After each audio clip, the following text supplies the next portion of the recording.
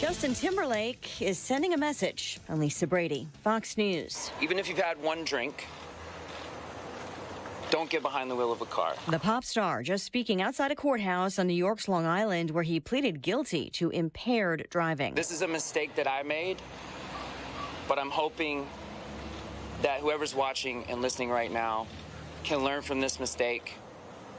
I know that I certainly have. He had originally pleaded not guilty to driving under the influence, his attorney insisting he wasn't drunk when he was pulled over in June. Police said he ran a stop sign, veered out of his lane, and smelled of alcohol. After changing his plea today, Timberlake was sentenced to a fine and community service and required to make a public safety announcement. Former President Trump set to hold a news conference in California where he's fundraising today before holding a rally in Nevada, while Vice President Kamala Harris goes back to another battleground state, Pennsylvania. The White House says it's in contact with Boeing and the union representing 30,000 factory workers who went on strike overnight in Washington state and Oregon. A bad year for Boeing just got significantly worse as their machinists overwhelmingly rejected a contract that the union leadership over this past weekend agreed to and urged their members to vote yes on. Fox's Dan Springer in Renton, Washington. The proposal included a 25% raise. Workers want 40%. The strike comes with Boeing already in crisis. Production is way down due to a door plug blowout on a 737 MAX flight that prompted federal investigations and congressional hearings. The new Boeing CEO had warned that a strike could jeopardize recovery. In Congo, a military court has just sentenced 37 people to death, including 3 Americans, after convicting them of taking part in a coup attempt. America is listening to Fox News. Seems like there's more identity theft in the news every day. Another major healthcare breach was reported today, resulting in the exposure. Now 1 in 4 consumers have been a victim of identity. That's because there are endless places that could accidentally expose you to identity theft, in a breach, or simply by mistake. LifeLock monitors hundreds of millions of data points a second. If your identity is stolen, we'll fix it, guaranteed or your money back. Save up to 40% your first year with promo code NEWS at LifeLock.com. Terms apply. Did you know you can get your prescriptions for less at your local pharmacy? You can with GoodRx. It's the free app that can save you money on your medications. Just search for your prescription, choose the pharmacy and the price that works best for you, and then show your GoodRx coupon to your pharmacist at the drop-off counter. GoodRx works at over 70,000 pharmacies, including Walmart, Rite Aid, and Walgreens, and it works whether you have insurance or not. It's easy to save. Next time you drop off your prescription, check GoodRx. To start saving today, go to GoodRx.com. GoodRx is not insurance. Air Comfort Service, heating, cooling, and insulation. Weather. Kind of a warm evening around town. Temperatures in the 80s this evening. Partly cloudy skies. 66 should do it for the low. On Thursday, more and more clouds take over. So more clouds and sun. Certainly the afternoon will be cloudy. 86. Thursday night, developing showers, possible thunderstorms, mainly after midnight. 65. Friday, periods of tropical showers and possible thunderstorms. 74. This is 97.1 FM Talk. Chief Meteorologist Dave Murray. At Lakeside Renovation and Design, our secret sauce isn't just the tools we use or the materials we choose. It's our people. We're not just builders. We're local craftsmen, highly skilled in our trades. Our team takes immense pride in transforming homeowners' visions into reality. We're not just in the business of remodeling. We're in the business of making homes more beautiful, comfortable, and valuable. What sets us apart? Integrity and honesty. Our craftsmen exceed expectations because we care. Lakeside, where every nail, every cut, every detail is a testament to our commitment to you. Tired of hearing scary ads about the IRS? Tax Relief Advocates is different. TRA is here to tell you that if you owe money to the IRS, whether it's $5,000, $50,000, or $500,000, we have a solution. We may be able to significantly reduce and even eliminate what you owe to the IRS. Taxpayers should know. Huge savings are now being made available through the Fresh Start program that can drastically reduce the amount you will owe if you qualify. Even if you haven't filed your taxes in years or are facing wage garnishment, liens, levies, or under audit, we can help.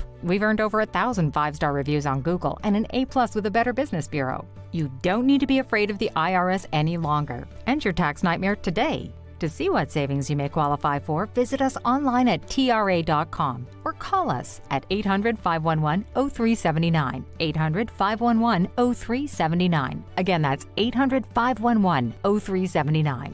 Tax Relief Advocates. Real solutions for real people. Home values are sky high, and you have a ton of equity. Your financial advisor thinks the market is peaked. So if you're thinking about selling, it's time. Except for two things. High interest rates will burn you on a new home loan, and you're not ready to move.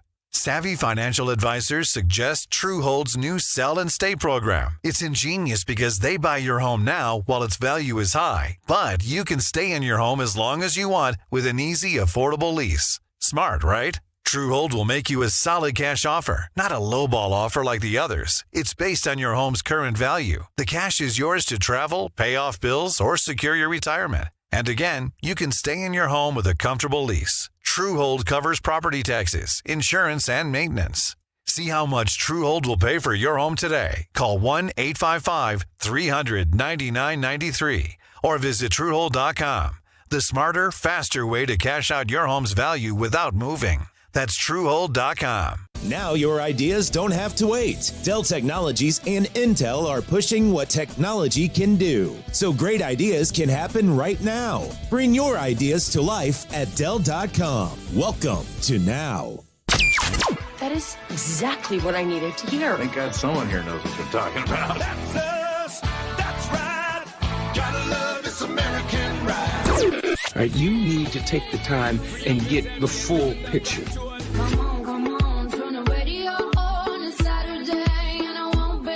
Don't get me wrong, I love the ladies. I mean, they rev my engine, but they don't belong in the newsroom.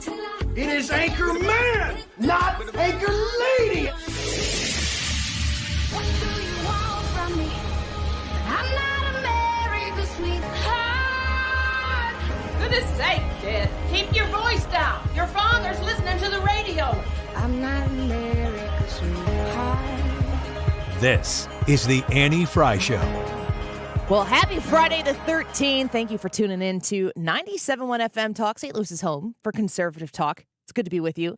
Donald Trump said, I think it was yesterday at a rally, that he's not going to debate again. He said he's not doing it. He explains why he's not doing it. And I wonder if you think that he should have another debate. That's our YouTube live chat poll for today. Did I put the poll up? I probably didn't put the poll up. Can you check? I didn't. Will you put the poll up, Brad? Thank you. So in a minute, you can vote. Should Donald Trump debate again, yes or no? I believe that Donald Trump is going to be having a press conference very soon. They have said that it has been delayed a bit, and so we will wait and see what that press conference is going to be about. He has now also come out and said that he doesn't want to tax overtime. Overtime is not going to be taxed either. No tax on tips, no tax on overtime. That's another big policy point that I'm sure Kamala Harris will be taking shortly. When Donald Trump says that he's not going to debate again, he gives a few reasons why he is not interested in debating again, and I can kind of see his side of things. As everyone saw 2 nights ago, we had a monumental victory over Comrade Kamala Harris in the presidential debate. We won big with independent voters, moderates, Republicans, and working people all across this nation, putting forward a clear vision to, very simply, make America great again. So he was talking about the clear victory that he had, and he was discussing why he wouldn't want to debate again. And what he was saying was that in a prize fight, when the person loses against a prize fighter, that the person who loses immediately comes out and says, I want a rematch. And so that's what he is likening Kamala Harris's demands for that rematch, and saying that she lost. She obviously lost. That's why she is asking for a rematch. Martha McCallum was reporting. Former President Trump says he will not take part in another debate, posting just moments ago on Truth Social, quote, polls clearly show that I won the debate against Comrade Kamala Harris, adding she was a no-show at the Fox debate. He's referring to the September 4th debate that was proposed and accepted on the Trump side, and Harris turned that down. He goes on to say that she refused to do NBC and CBS. Kamala should focus on what she should have done during the last 4-year period. There will be no third debate, says former President Trump. So you think that's a good idea? Do you think Donald Trump's decision to say, no, I'm not going to do it, do you think that's a good idea? My suspicion is that if Kamala Harris really wants a third debate, that means she thinks she needs a third debate. If she's pushing herself into the position of saying, oh, come on, why won't you do it? Let's go. Let's have another one. If I were on her side, I could see how I would be saying, okay, she's not afraid. She feels like she did really well in the last one. But if she did really well in the last one, she shouldn't really need another one. I mean, you're gonna listen and they're gonna argue both sides, of course. But I believe Donald Trump is saying no debate. We're not doing it at all. And if Kamala Harris truly does need that next debate, if the reports are that the internal polls, and I mean, we don't have to just look at Fox News reporting on this to understand that what is coming out of the Kamala Harris internals is not looking good. This is CNN reporting on Kamala. Yeah, I think young voters. It's a group of voters that Kamala Harris is struggling versus what you might expect from a normal Democratic candidate in a normal year. So Democrat versus Trump margin. In September of 2020, look at this. Joe Biden was up by 28 points. He was doing particularly poorly among young voters, those under the age of 30, when he dropped out of the race, up by just 7 points. Look, Kamala Harris is doing somewhat better than that at this point, up by 15 over Donald Trump, but still really lagging where Joe Biden was back in 2020. It's not good. If you're CNN and you're reporting this, it is not good. Because if there's something that they can report on instead, at least traditionally, I've seen some good things from CNN lately, and I'm all here for it. I think it would make our country better if we knew that we could tune into the various different news outlets and that they would report on the truth presented with opinion, but understanding that the truth is the common thread. I'd be happy to see that. It's going to take a long time before I'm like flipping back and forth equally between CNN and Fox News. But there's clearly something going on right now with the people who are connected to the people who know. That's the difference here. The people in the media, I'm connected to people as a media member.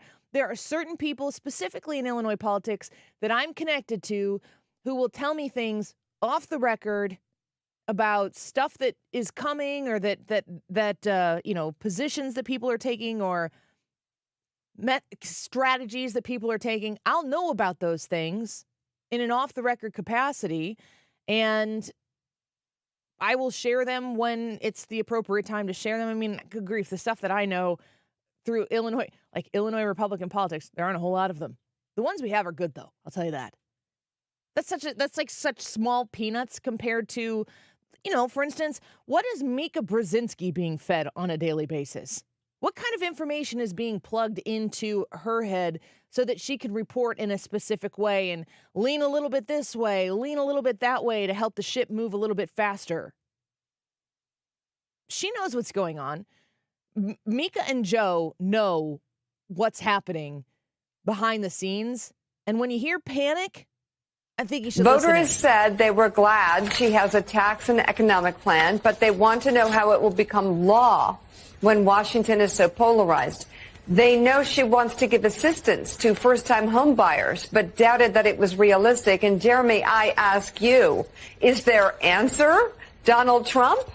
Because I guess I see the questions. I think there was only so much that she could do in that debate in order to be as effective as she was. And I agree. There are a lot more questions. Of course, I would love to ask Kamala Harris about her leadership style and her plans and how she plans to execute. But are those undecided voters saying, I'm going to kind of lean Trump here because I want change? I don't get it. She doesn't get it. Mika Brzezinski, of course she doesn't get it. She doesn't get it because the whole premise of everything that follows politically for her is a gross and great disdain for Donald Trump. She hates him. It's in her blood.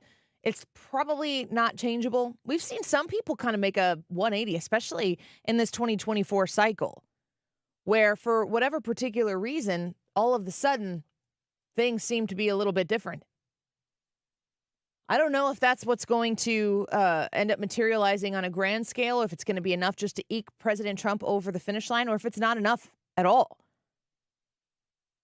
Here's Ryan Gerdusky, who has worked with both Democrat and Republican campaigns reacting to Kamala Harris polling numbers. She is the worst polling Democrat against Donald Trump in history on national polls. No one is performing worse than her. No one's performing worse than her among blacks, among Hispanics, the worst performing Democrat in modern history among those demographics, worst performing polling-wise among Jews. She is losing key factions of the Democratic base. Muslim voters, she's at under 50, she's at 52% in the latest CAIR poll among black Muslims. She is not doing well. There's a consistency here. We know two things. The pundits, the people whose job it is to pay attention to the time and temperature of this election cycle, are saying the numbers just don't look as good as they should for Kamala Harris right now. That's the reporting we're getting from a wide breadth of people. We're talking Mika Brzezinski on MSNBC, Harry Enton on CNN. That's Ryan Gerdusky, who's an insider with campaign politics. And you partner that with the idea that Kamala Harris is like, let's go, let's do it again, let's rumble once again. And it makes me think that what Kamala Harris knows about the campaign, because remember, the polling that exists internally in a campaign is incredibly different than the polling that is released for our fodder here that you see reported on the news. Fox News will do a poll, and they have their, what do they call those? Fox News something polls. It's really dramatic. It's like, ooh, I can understand why they are excited to have it because it's new numbers and it's something new to talk about. But how many of you look at a Fox News poll and look at it through one of two lenses? It's Fox News. Yay, Republicans. It's Fox News. Paul Ryan sucks. I mean, that's the way the majority of people are looking at these things. If you look at New York Times poll, you're like, it's the New York Times. If you look at a Trey Falger Group poll, which we have on Robert C. Cahaley on this show on a regular basis, he definitely would like to see Donald Trump win, but he's not willing to tilt polls in order to give people false hope. You just know when you see a poll, like you have in a factor, a plus minus factor for every poll that you read as to whether or not you think, oh, if Kamala Harris is only up 5 in that poll, that's great for Donald Trump. Like, what are we even doing? So, yeah, you can watch the polls. You can maybe watch the trends of the polls. You can watch the aggregate and the Real Clear Politics polling average of all of these polls and see, well, the debate. Looks like the average of all the polls, Donald Trump ticked up a little bit, which is strange for a lot of people. Or maybe Donald Trump did something and he ticked down a little bit. And then you can let your emotional heartstrings get yanked and pulled in each direction every time that happens. Or you can kind of sit back and watch and see what the candidates are doing. You can kind of take in the actions of the candidates themselves. And then the only thing that you really have control over, and I hear this from many people who I talk to in person, you are fretting, you are worried, you don't want to see the country go by way of 4 more years of Joe Biden and Kamala Harris policies that are a wash, rinse, and repeat saccharine version of what Obama did for his 8 years. You don't want that. You're scared of it. You've got to get involved. This is the thing. When you start getting involved, when you reach out to your county Republican group in Missouri, in Illinois, when you reach out and you start having that conversation and you start finding a way to get involved, all of a sudden, you're going to feel hopeful because you've applied yourself. You're going to feel like I did something. And the truth of the matter is, we need every single one of you to show up to do something, to send a letter, to send a postcard, to send a text message, to knock on a door, to watch a poll, to be an election judge if those positions are still available. Like, there are so many things that little old you and little old me can do to get involved. I walked out of my front door this morning and I was letting Rosie out. I always let her out before I leave. And one of my neighbors, when I walked out, had a massive Trump sign in their yard. I had no idea. And I vocalized to my Australian Shepherd dog, oh, right. It like put a pep in my step. I had no idea. Rosie and I high-fived, and I said, get back in the house. People are eating dogs and cats. No, I didn't say that. I saw that and I thought to myself, let's go. I had no idea. Now I need to build an even bigger sign on my side of the road. But it encouraged me. And listen, I do this for a living. I'm eyeball deep in all of the politics, and I saw that sign and I thought, yes, another one. Maybe you need a sign. Maybe that's what you do. Maybe you spend the next 53 days with a sign in your yard that's going to cause some people to look at you a certain way, but it's going to cause other people to go, oh, right, yes. Maybe you get a sign and you ask your county Republican group, how do I get involved? What can I do? I don't want to talk to people. It makes me uncomfortable to talk to people. I don't want to be knocking on doors. That makes me really uncomfortable. Is there anything I can do? You're gosh darn right there's something you can do. Go on Facebook in this commercial break right now. Find your county Republican, whatever county you live in, find your county Republicans, send them a message on Facebook and say, Annie said maybe I can help. They'll be like, who's Annie? They better not. Just say you're interested in helping and give them maybe you're like, I'm retired. I can spend the next 53 days being Scott Pressler all over this place. There's a man who's maybe single-handedly going to help us win Pennsylvania. We got time. We got some time. Get involved. That's where the hope's going to come from, when you apply your feet to the ground. Let's take a quick break. When we come back, this is where you get to call in. We're doing calls on Fridays again. Should Donald Trump debate again, yes or no? We want you to call and tell us what you think about whether or not Donald Trump should do a third debate, or you can react to the candidates as they performed earlier this week in the debate. We thought about taking phone calls the next day, but I wanted to give you some time to think about it. I wanted you to get, a little bit of time in between the event and your reaction, some thought to it, and that's now. 314-241-9797, 314-241-9797. Your reactions to the debate, and should Trump debate again? Give us a call. You're up next. Don't go away. You're listening to The Annie Fry Show on St. Louis's home for conservative talk. Find the podcast, on-demand audio, and more at 971talk.com/Annie.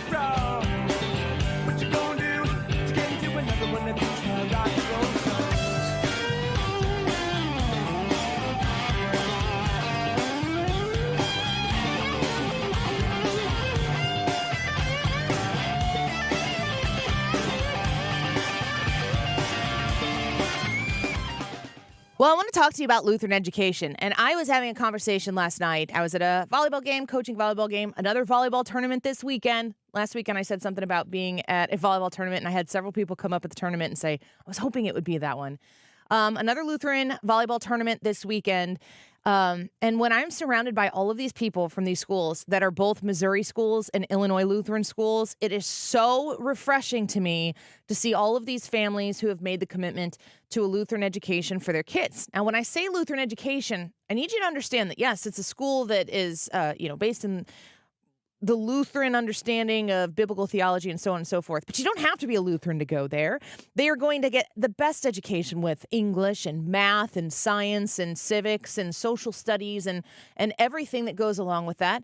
Athletics, music, STEM, robotics, just all of the different things, the different opportunities for your child. They're right there in front of you, and they are accessible when you visit LESASTL.org/Annie. It's Lisa, but Lisa is with an E, Lutheran Elementary School Association, LESASTL.org/Annie. I want you to check out how a Lutheran education can help your child or your grandchild. It is incredibly more affordable than you think. It is accessible. You just need to start the exploration process on that website. And if you have questions, I've answered some questions about moving from a preschool to an elementary school here recently on the Illinois side. Go to the Annie Fry Show Facebook and send me a DM, and I will talk to you personally about it. LESASTL.org/Annie. 30 Christmases in this house, and we have the traditions that most families have. That's Terry talking about her experience with Rhino Shield ceramic coating. We did Rhino Shield 14 years ago, and the house still looks the same as the first day. Rhino Shield really worked with me to help me get just the right nice soft yellow, and it's 14 years later, and it's the same color. The main reason Terry called Rhino Shield is because it's backed by its 25-year transferable warranty. It just sounded wonderful that we could have the house coated with Rhino Shield and not have to worry about it again for 25 years. Take it from Terry. Give Rhino Shield a call now for a free evaluation. 877-25-RHINO. 877-25-RHINO. Or visit 877-25rhino.com. There have been neighbors that have come by and said, "Did you just have your house painted?" Because they wanted to know who the contractor was. And I said, "No, it's actually Rhino Shield." 877-25rhino.com. You've been listening to the very popular Wellness One for many years, Saturdays and Sundays on 97.1 FM Talk. We're happy to share that we've expanded the show to 4 times a week. Yes, 4 times every weekend. Saturday at 10 a.m., Saturday at 8 p.m., Sunday at 9 a.m., and Sunday at 2 p.m. It's the same great show designed to cut through the nonsense and provide you a common sense, science-based strategy for a healthy life. So join TJ and Aaron for Wellness One. Now 4 times a week on 97.1 FM Talk. Del Walmsley and the Wealth Cycle. This is the wealth cycle that I've taught for 30 years. Buy one house, 10 houses, an apartment, 2 apartments, 8, 20, 500 units, 1,000 units, 2,000, 5,000 units. And as you keep putting the money and the profits back in, you become one of those rich people. And much quicker than you'd even believe. Learn Del's Wealth Cycle at GiveMeTotalFreedom.com. Use promo code 2024. Save 60%. Code 2024. GiveMeTotalFreedom.com. GiveMeTotalFreedom.com. You're listening to the Annie Fry Show live from the Air Comfort Service Heating, Cooling, and Insulation Studio. Fall weather is on its way. Time to schedule your heating system check to make sure you heat your home safely. Schedule your heating system check today at aircomfortservice.com. We know you've got an interesting take on things. You can tell us by clicking the microphone button next to Listen Live when you're on the Odyssey app. Record a short message for us to hear when you tune into 97.1 on the Odyssey app.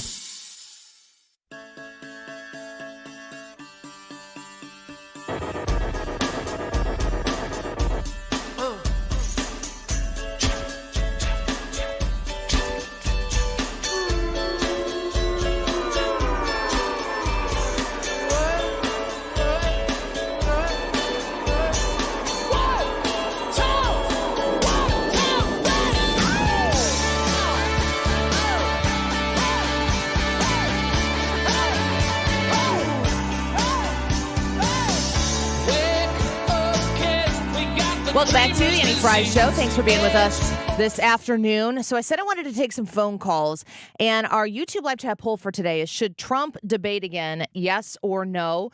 And we also want to know your thoughts on the debate. So we've got a full board of phones here, and if you want to join us, 314-241-9797.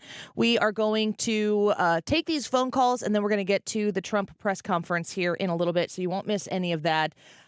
Let's start with Jan. Jan, thank you for calling the Annie Fry Show. Your thoughts on the debate and whether or not you think the former president should debate again. Hi, first-time caller here. Thank you. Just a couple of quick things. The debate I was not impressed with at all. I would like to see a town hall with actual people asking the questions, and then the person asking the question asks after they do that and they provide their answer, did they answer your question? Oh, I like that. I think that would be good for both sides, because I thought that Donald Trump, he got really, I don't know if he got sidetracked. I mean, he's choosing what he wants to address, but there were questions he didn't get to because he was busy fact-checking Kamala Harris because they weren't fact-checking Kamala Harris. And then important questions or important opportunities that he should have met, he didn't. And I don't really feel like Kamala Harris answered much anything either. So asking just a regular voter, did they answer your question? That's a really interesting wrinkle to it. I like that, Jan. Thanks. All right. Well, thank you for listening. Thanks for calling. We appreciate you. That's a really interesting thought. Let's get to Mike. Oops, nope, did the wrong one. Michael, thank you for calling the Annie Fry Show. We appreciate you reaching out to us. Your thoughts on the debate and if Donald Trump should debate again. So I thought the debate was awesome. I thought that Kamala Harris, she proved Donald Trump and a lot of Republicans wrong who were calling her stupid and unintelligent. I thought that she was effective, and now that she's done that, they're turning around and try to want to, bait and switch that as if she really wasn't. And it doesn't. As if she really wasn't Trump. What? That she wasn't effective. That it doesn't do him a service to debate her again. Being honest, he didn't do a good job. He exposed himself, and if everyone remember when What did he expose about himself? His inability to stay focused and on topic. His inability to remain poised and not get emotional. Do you feel like Kamala Harris stayed on topic and answered the question she was asked? She did avoid some questions, but overall, she stayed on the offensive. She set out to do what she set out to do, which was to maintain strength, be effective and articulative to the points that she was trying to do. What do you think? What do you think Kamala Harris is? I mean, I think that we would both agree that both candidates missed the opportunity to answer some questions that were asked. I would totally agree with that. What do you think Kamala Harris's goal going into the debate was to do? Say that one more time. I'm sorry. What was Kamala Harris's plan? You feel like it seems like you think that Kamala Harris executed her plan. She came up. She had a strategy. She executed it. What do you think her strategy was? To get her message out, to prove everyone wrong,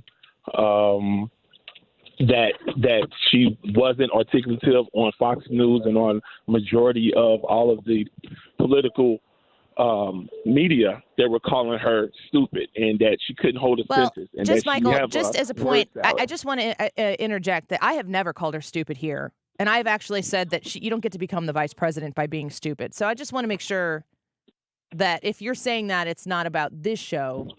No, but Trump has, and his counterparts on Fox News has, and they create the narrative as if the vice president is unintelligent.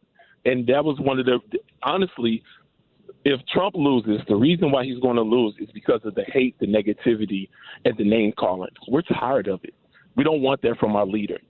I remember, and as of everyone else, when people was asking Trump to stop tweeting, right? And when she says turn the page and turn the book, honestly, that is what we want. It wasn't effective. It's not a good representation. So, Michael, when you're saying that Kamala Harris's point when she came on was to prove specifically Trump wrong and to prove that she's articulate and that she's smart, what did she do to effectively make that case to the American people?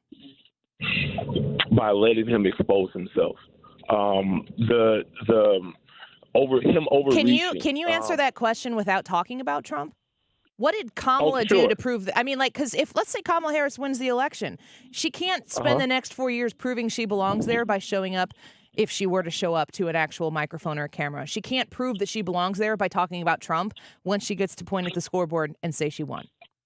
You're correct. So I would say she does that by her message as far as the $25,000, the $6,000. She didn't say how she was going to do that. She said she wants to give out money, but she didn't say how she's going to do that. She didn't give a plan. Well, that's true. She didn't get into details. Neither candidate did. But she at least spoke on that. Donald Trump has been the president, and his plan is to do many of the things that he's already done, and he spelled that out pretty clearly. And Kamala Harris is the vice president, and there are a lot of these things that Kamala Harris could do now under Joe Biden. I mean, her policies on her website are in large part literal copy and paste from policies from Joe Biden.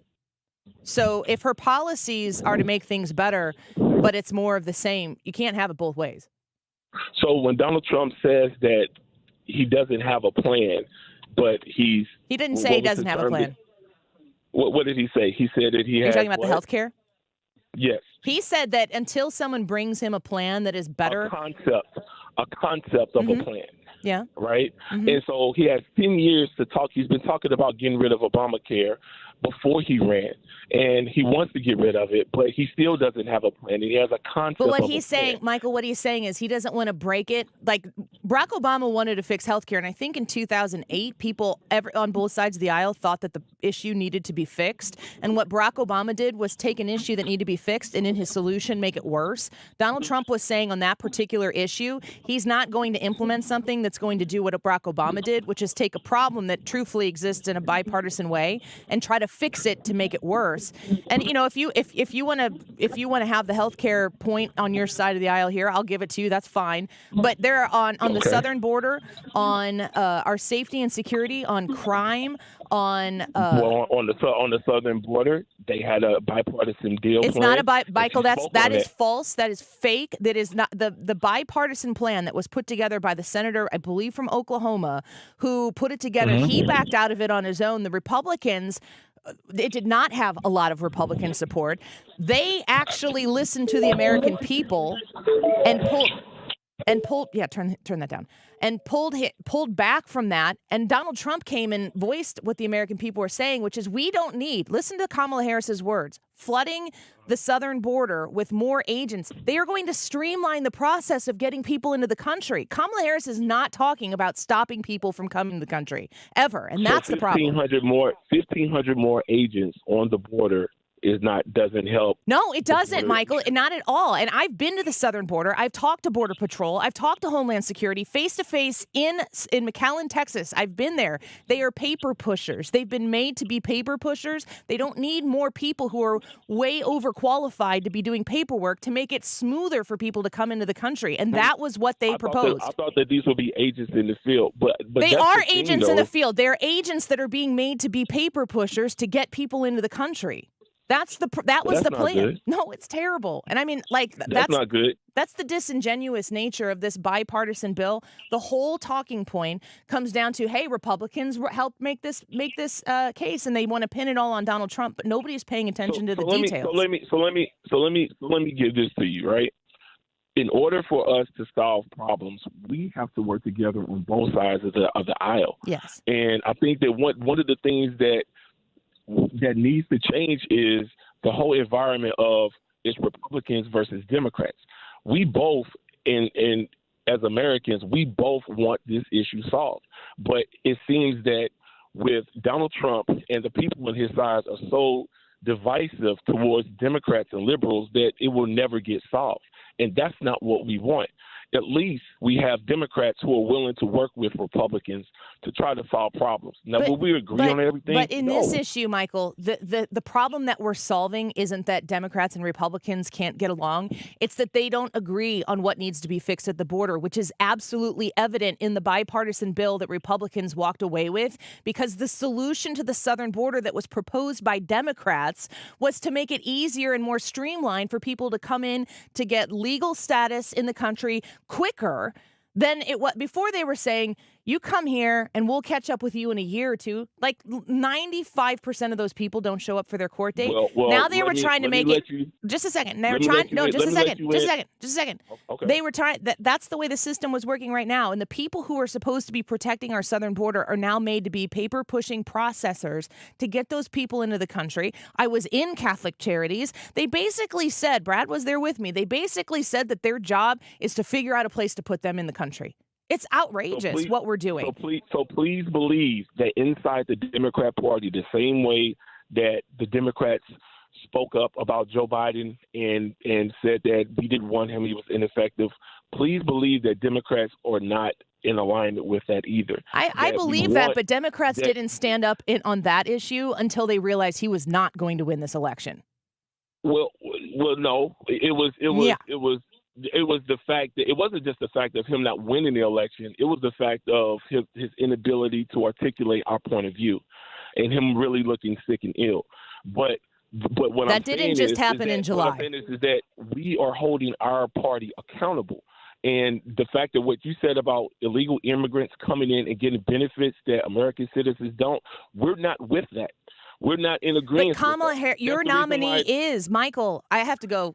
We've been 10 minutes, and I got 6 people waiting on the sorry. board. No, I love Always- it when you call in, and I love that you listen, and I love these conversations because you're very kind and respectful, and I enjoy them.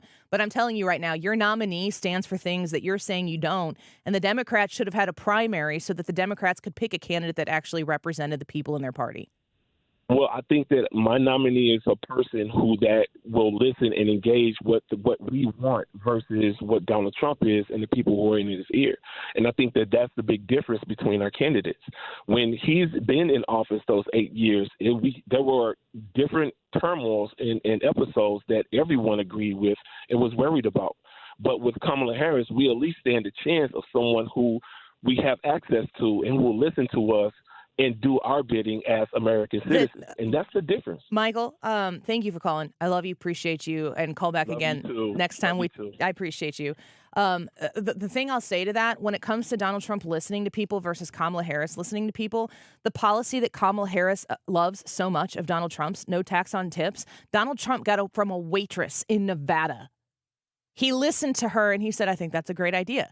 I don't know how more granular and grassroots it gets than that.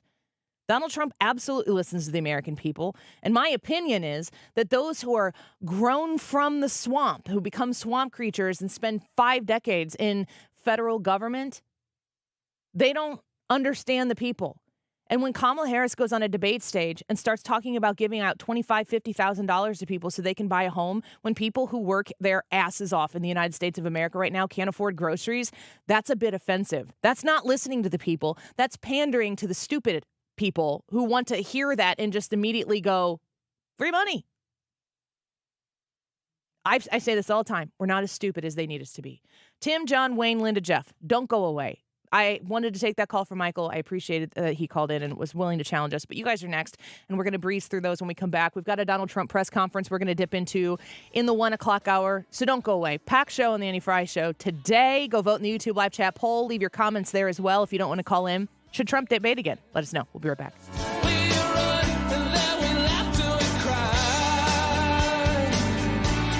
The Annie Fry Show is streaming online. Watch us live on YouTube and subscribe.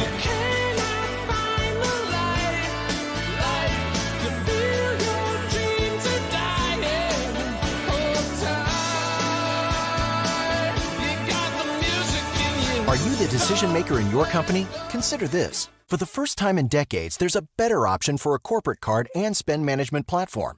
Meet Ramp, the only corporate card and spend management system designed to help you spend less money so you can make more. With Ramp, you get full visibility into your company's spending and control who spends what with each vendor. Ramp's software collects and verifies receipts instantly to save your team valuable time. Ramp automates data entry and routine tasks with automated approvals, expense categorization and bill payments, time-consuming tasks. Which means you'll stop wasteful spending and close your books in hours instead of days. Businesses that use Ramp add up to 5% to their bottom line the first year. If you're a decision maker, adding Ramp could be one of the best decisions you've ever made. Get $250 when you join Ramp for free. Just go to ramp.com/radio. Ramp.com/radio. RAMP.com/radio.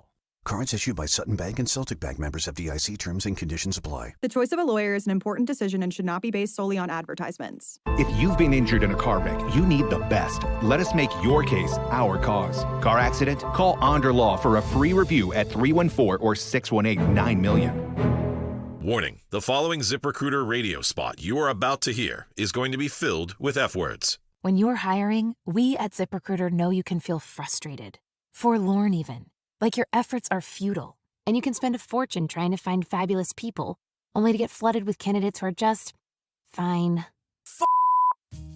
Fortunately, ZipRecruiter figured out how to fix all of that. And right now, you can try ZipRecruiter for free at ZipRecruiter.com/free. With ZipRecruiter, you can forget your frustrations because we find the right people for your roles fast, which is our absolute favorite F word. In fact, 4 out of 5 employers who post on ZipRecruiter get a quality candidate within the first day. Fantastic. So, whether you need to hire 4, 40, or 400 people, Get ready to meet first-rate talent. Just go to ZipRecruiter.com/free to try ZipRecruiter for free. Don't forget, that's ZipRecruiter.com/free. Finally, that's ZipRecruiter.com/free. Hey, it's Mark Reardon from my friends at ThrottleNet, and you've probably heard George Rosenthal from ThrottleNet on the show. He's a technology whiz, and George and his team can educate you and your business on the dangers lurking with technology. Here's a unique opportunity along those lines. Does your company have a lunch and learn or guest speakers? For a limited time, ThrottleNet is providing free lunch and learns to provide cybersecurity awareness training. One click can cause a ton of damage to your business. ThrottleNet is determined to make sure that doesn't happen. And if it does, they're the cybersecurity experts who can help. ThrottleNet is known for high customer satisfaction, averaging 99% happiness with over 35,000 surveys. They have an industry-leading response time of less than 2 minutes. And no clients of ThrottleNet have ever paid ransom as a result of a cyber attack. Contact ThrottleNet at throttlenet.com/971 and we can schedule your free company lunch. Don't miss out. Find out more today about ThrottleNet at throttlenet.com/971. Supporting your nutrition should be easy. That's why we created the Neovitin Women's Multivitamin monthly subscription. Get your daily Neovitin Women's Multivitamin delivered directly to your door every month. You can pause or cancel your subscription at any time with no long-term obligations. With B vitamins to support energy, vitamin D for bone support, and our physician-formulated proprietary blend, Neovitin Women's Multivitamin is here to support your nutrition every day. Start supporting your nutrition and sign up for a monthly Neovitin Women's Multivitamin subscription today at neovitin.com. Today's YouTube live chat poll, should Trump debate again? We want to hear what you think, so jump on Annie's YouTube page and vote and leave us a comment telling us why you voted the way you voted. The time is 12:45. This time check is sponsored by Jerry Kelly Heating and Air Conditioning. It's time for a $98 AC tune-up. Wednesday, September 25th, join the Annie Fry Show in St. Charles as we support Princess Storm's annual diaper drive. You can buy diapers at Ruler Foods to donate right there on the spot or bring your own. Come say hi. Wednesday, September 25th. This is the Annie Fry Show. Welcome back to the Annie Fry Show. So I want to get straight to the rest of these phone calls. These fine folks have been hanging on the line. Spent a little extra time with Michael in that last segment. I'm always grateful when people call from both sides of the aisle. We're asking you how you felt about Donald Trump's debate performance, how you felt about Kamala Harris's debate performance, and if Donald Trump should debate again. Let's start with Tim. Tim, thanks for calling the Annie Fry Show. What do you think? Hi, Annie. Happy Friday. Just a quick point. I know a lot of people thought that Donald Trump's behavior was negative on Friday, and on Tuesday. And I have to let everyone know, beyond the fluffiness that Kamala Harris and the Democrats want to offer, and just like the previous caller said, ooh, we have these nice visions and whatever the heck they may be. No. People are sick and tired of being sick and tired. That is how I felt, and that's how I believe a majority of this country will feel 50-something days from now, and will vote for Donald Trump in November, kicking the Democrats out of office. And hopefully these next 4 years will be fantastic. So that is how I feel. That's how I thought Donald Trump felt, and that's how I believe a majority of this country feels. Tim, thank you. I appreciate that phone call. Absolutely. And I completely agree with you that the agitation and the frustration that Donald Trump showed on Tuesday is something that you can empathize with as a viewer of that debate and as a voter in this election. I feel like he was articulating what a lot of Americans actually do feel. John, thanks for calling the Annie Fry Show. How did you feel about the debate, and do you think that Donald Trump should debate again? I don't know how he went about. All he talks about is the borders, and it's important. I get that, but whenever she calls him out and says, all the world leaders hate you, they dislike you, right there, he can just spawn back, hey, you know why they hate me? Because you give them billions of dollars in aid, and, yeah, I don't want to do that. I want to take care of the veterans that are living in cardboard boxes and stuff. He doesn't get that dramatic at all. He brings up the borders and stuff, and I get it. Dude, I mean, how many times you got to hear it? And by the way, I have voted 96% Democrat all my life. I'm a moderate Democrat, and this time I think I got to go with the Republican Party. When she says don't go back to the past, well, you are the past. What are you talking about? He just did not follow up like I thought he would be on the offensive, and I think he overlooked her. But again, she had 4 days to prep there. Mm-hmm. Now I just found out from the New York Post, I don't know if it's legit or not, but they're saying that narrator was a sorority sister. Yep. I mean, come on. Do you guys want a president that's going to be with a committee giving can't shoot from the hip at all? Yeah, I mean, that needs a handicap in every cool. conversation that she ends up going in. It's not realistic. John, thank you. I mean, she was there. Yeah, all right. Thank you. Good call. I appreciate it. Thank you for listening to the show as well. I think he's right about a lot of that. I don't have a problem with how much Donald Trump talks about the border. I wish he would be able to talk about the border on his terms instead of always trying to defend against some nonsense that's being thrown at him, like in a debate situation like that, when you have the Democrat candidate lying through their teeth about the problem we have at the border and why it is as bad as it is. I just can't really help that. Linda, thanks for calling the Annie Fry Show. What'd you think about the debate, and should Donald Trump debate again? Hi, Annie. I think his handlers had him pulled back not attack him because I think people thought that would hurt him more. But I really do believe I agree with you totally. I don't think she's going to secure the border. All those people that she's bringing down there is just to process people, just like you said. But I really feel she was given those questions because she went right into an answer without even thinking about it. And it was very scripted, like she was reading a script. Yeah, Linda, I agree with that, at least as far as her responses. I think that she knew what she was going to say with each topic. Tammy Bruce has this long thing on X right now, and she's talking about how, like, I know everyone's thinking that she got the questions, but if she got the questions, she would have actually provided some answers. And her responses were hollow. Now, the only thing that I don't know if I would even challenge Tammy Bruce. She's very smart. But I think that her policy is to not have a policy so that when she gets in office, she can do whatever she wants. So mastering how to say nothing in, going back to Michael's phone call in the last segment, and I don't want to be combative with Michael. I really appreciate that he listens to the show and calls in. But when the left is saying that Kamala Harris showed up and proved Donald Trump and everybody who's been calling her stupid or inarticulate or dumb or whatever wrong, you don't prove your point just by saying coherent sentences and not laughing awkwardly and talking in word loops. Like, you have to still say something. Completing intelligible sentences is a step, but it isn't. She did not prove to me that she has a grasp of the information and that she has a plan, even a plan that I don't agree with. What she actually doubled down on is that she's willing to refine the art of saying nothing. And in that regard, I think she did prove several of us wrong on Tuesday, that she can articulate nothingness in a more eloquent way. Wayne, thanks for calling the Annie Fry Show. Your thoughts on the debate and if Donald Trump should debate again. Well, thank God 100% for you being able to talk back and forth with these people so fast off the fly. Well, unbelievable. I'm going to try and go through this real quick. I agree 100% with Jan. Newsmax, that's where I would put it. There would be an audience, and the audience asks the questions, and they get one follow-up based off that question. Just like her first question, are you better off than you were 4 years ago? She went into some word salad thing that she rehearsed and never answered the question. So the monitor should have come back and said yes or no to that question. He didn't do it.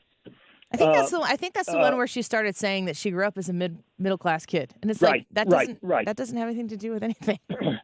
But I think Michael he watches a lot of CNN because I think he just believes everything that they say, and until the media, and that's all of media, until they start being honest and truthful with what's going out there, then you're never going to be together as Democrats and Republicans.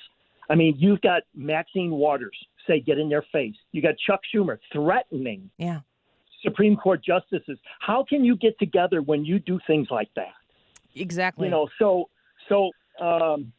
last debate, Trump delivering when Trump talked about Ralph Northam delivering the baby and let him know whether we want to live or die.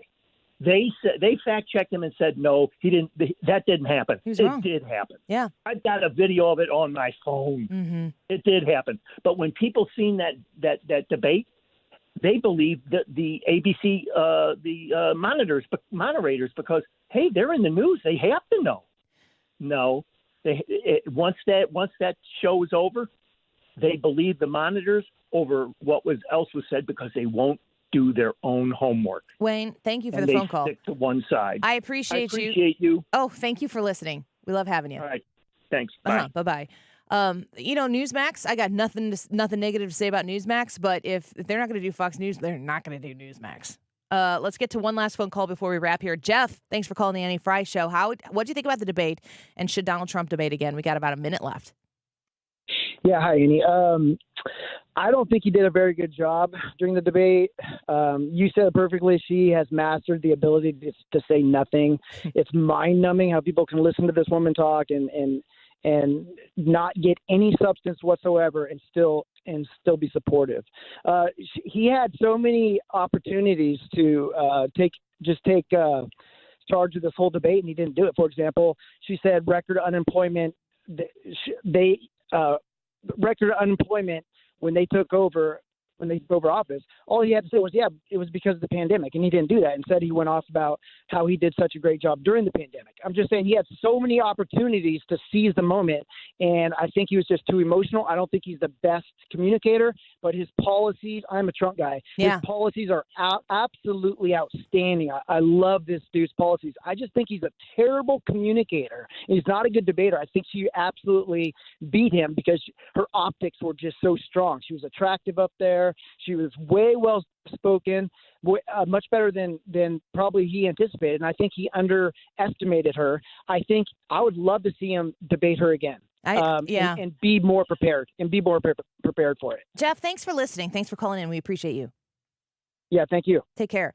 I believe that Donald Trump is a better communicator than he is getting credit for. We cannot forget how brutally unfair Donald Trump has been treated. And when you consider if every game you ever played in, the refs were paid off, how would you react? How would you feel? Donald Trump is human. He is immortal. Just ask half the country.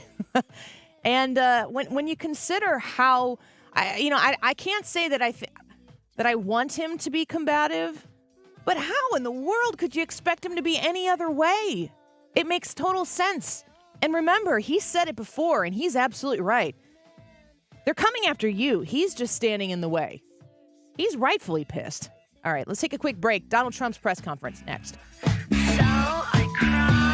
Attention, Missouri residents in need of care at home. If you have Medicaid and need assistance with daily activities, you can receive free in-home care from a loved one, funded by Medicaid with no cost to you. Freedom Care, Missouri's #1 home care provider, gives you the power to choose who provides your care, and they get paid instantly. Imagine your daughter, son, a close relative, or trusted friend helping you with cooking, transportation, laundry, and other activities in your own home. You get the help you need, and your caregiver gets paid instantly after their shift. Freedom Care has over 5,000 5-star Google reviews and is #1 in Missouri for in-home care. If you have Medicaid and want great care from a loved one that's 100% free to you, go to freedomcare.com or call 314-557-3027. That's 314-557-3027. 314-557-3027.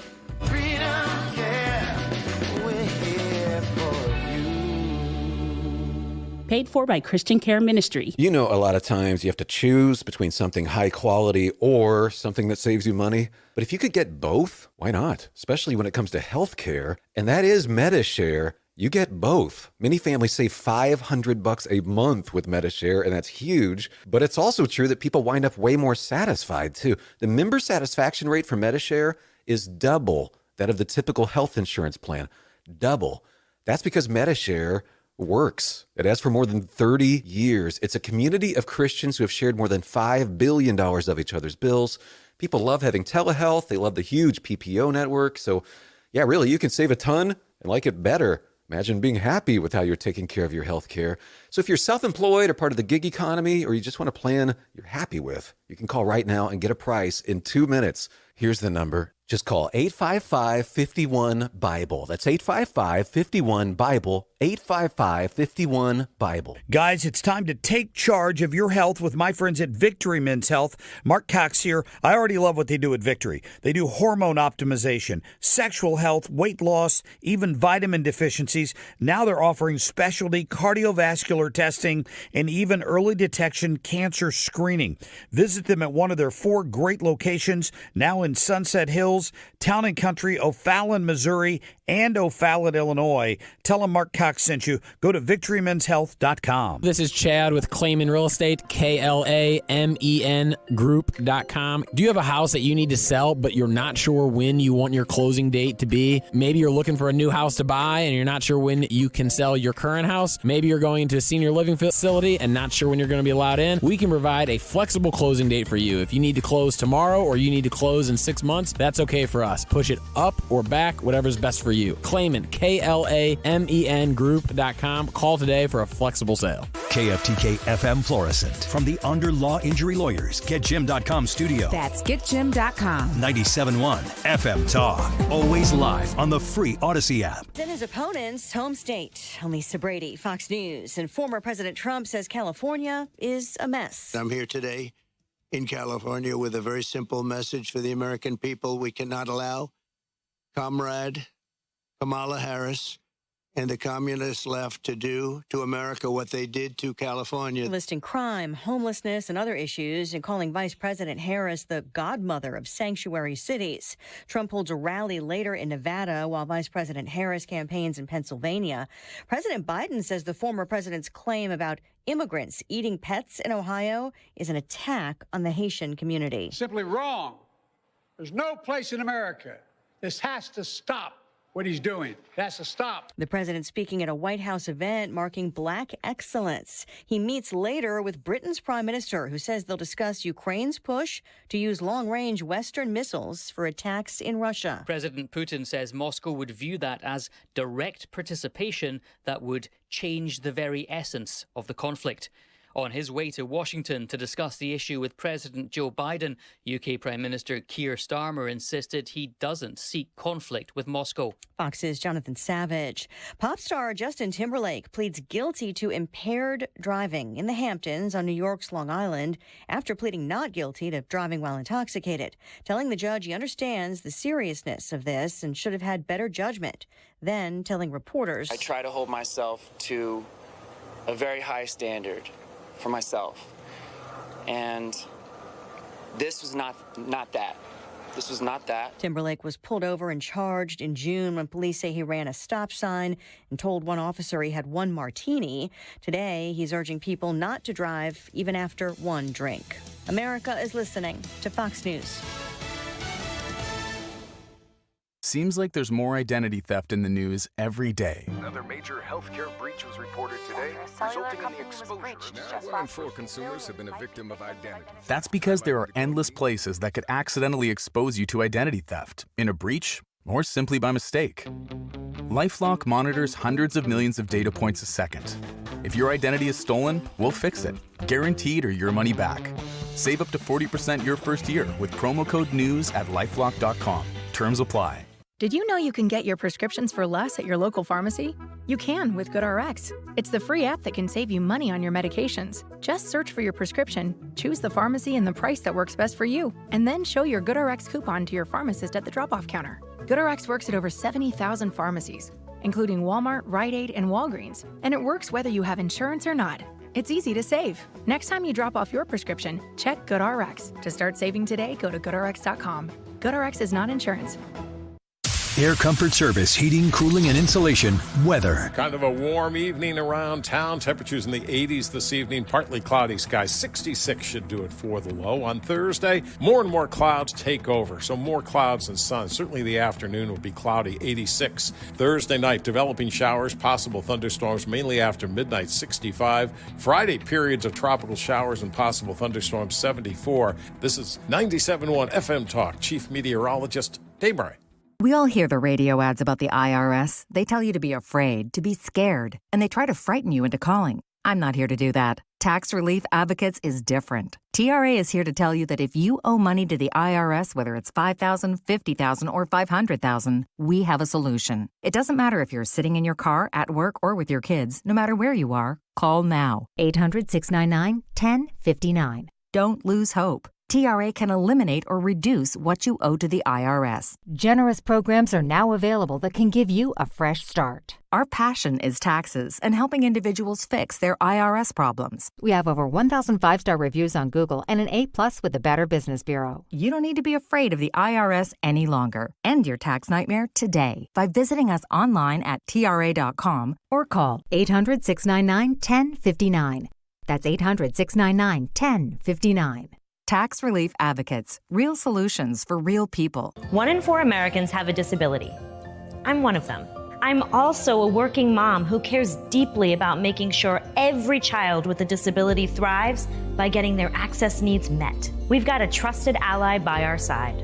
Easter Seals provides children and families the foundation for lifelong success through early learning programs, skills training, and prep for college and career. That's my Easter Seals. Make it yours. Join us at easterseals.com.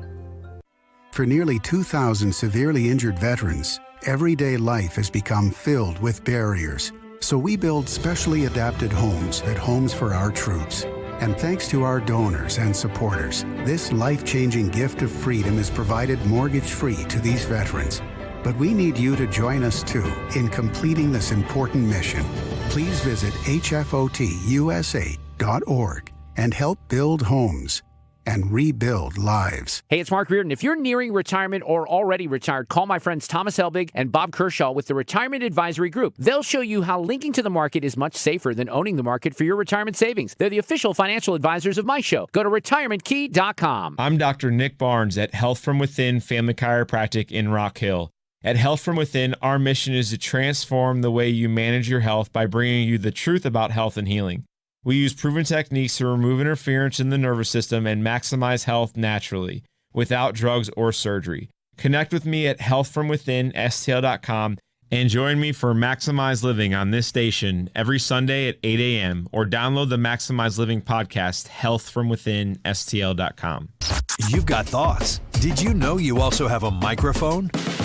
Listen to 97.1 on the Odyssey app and click the microphone to leave a voice message. Whatever's on your mind, let us know by clicking the microphone in the Odyssey app. That is exactly what I needed to hear. Thank God someone here knows what they're talking about. That's us. That's right. Gotta love this American ride. All right, you need to take the time and get the full picture.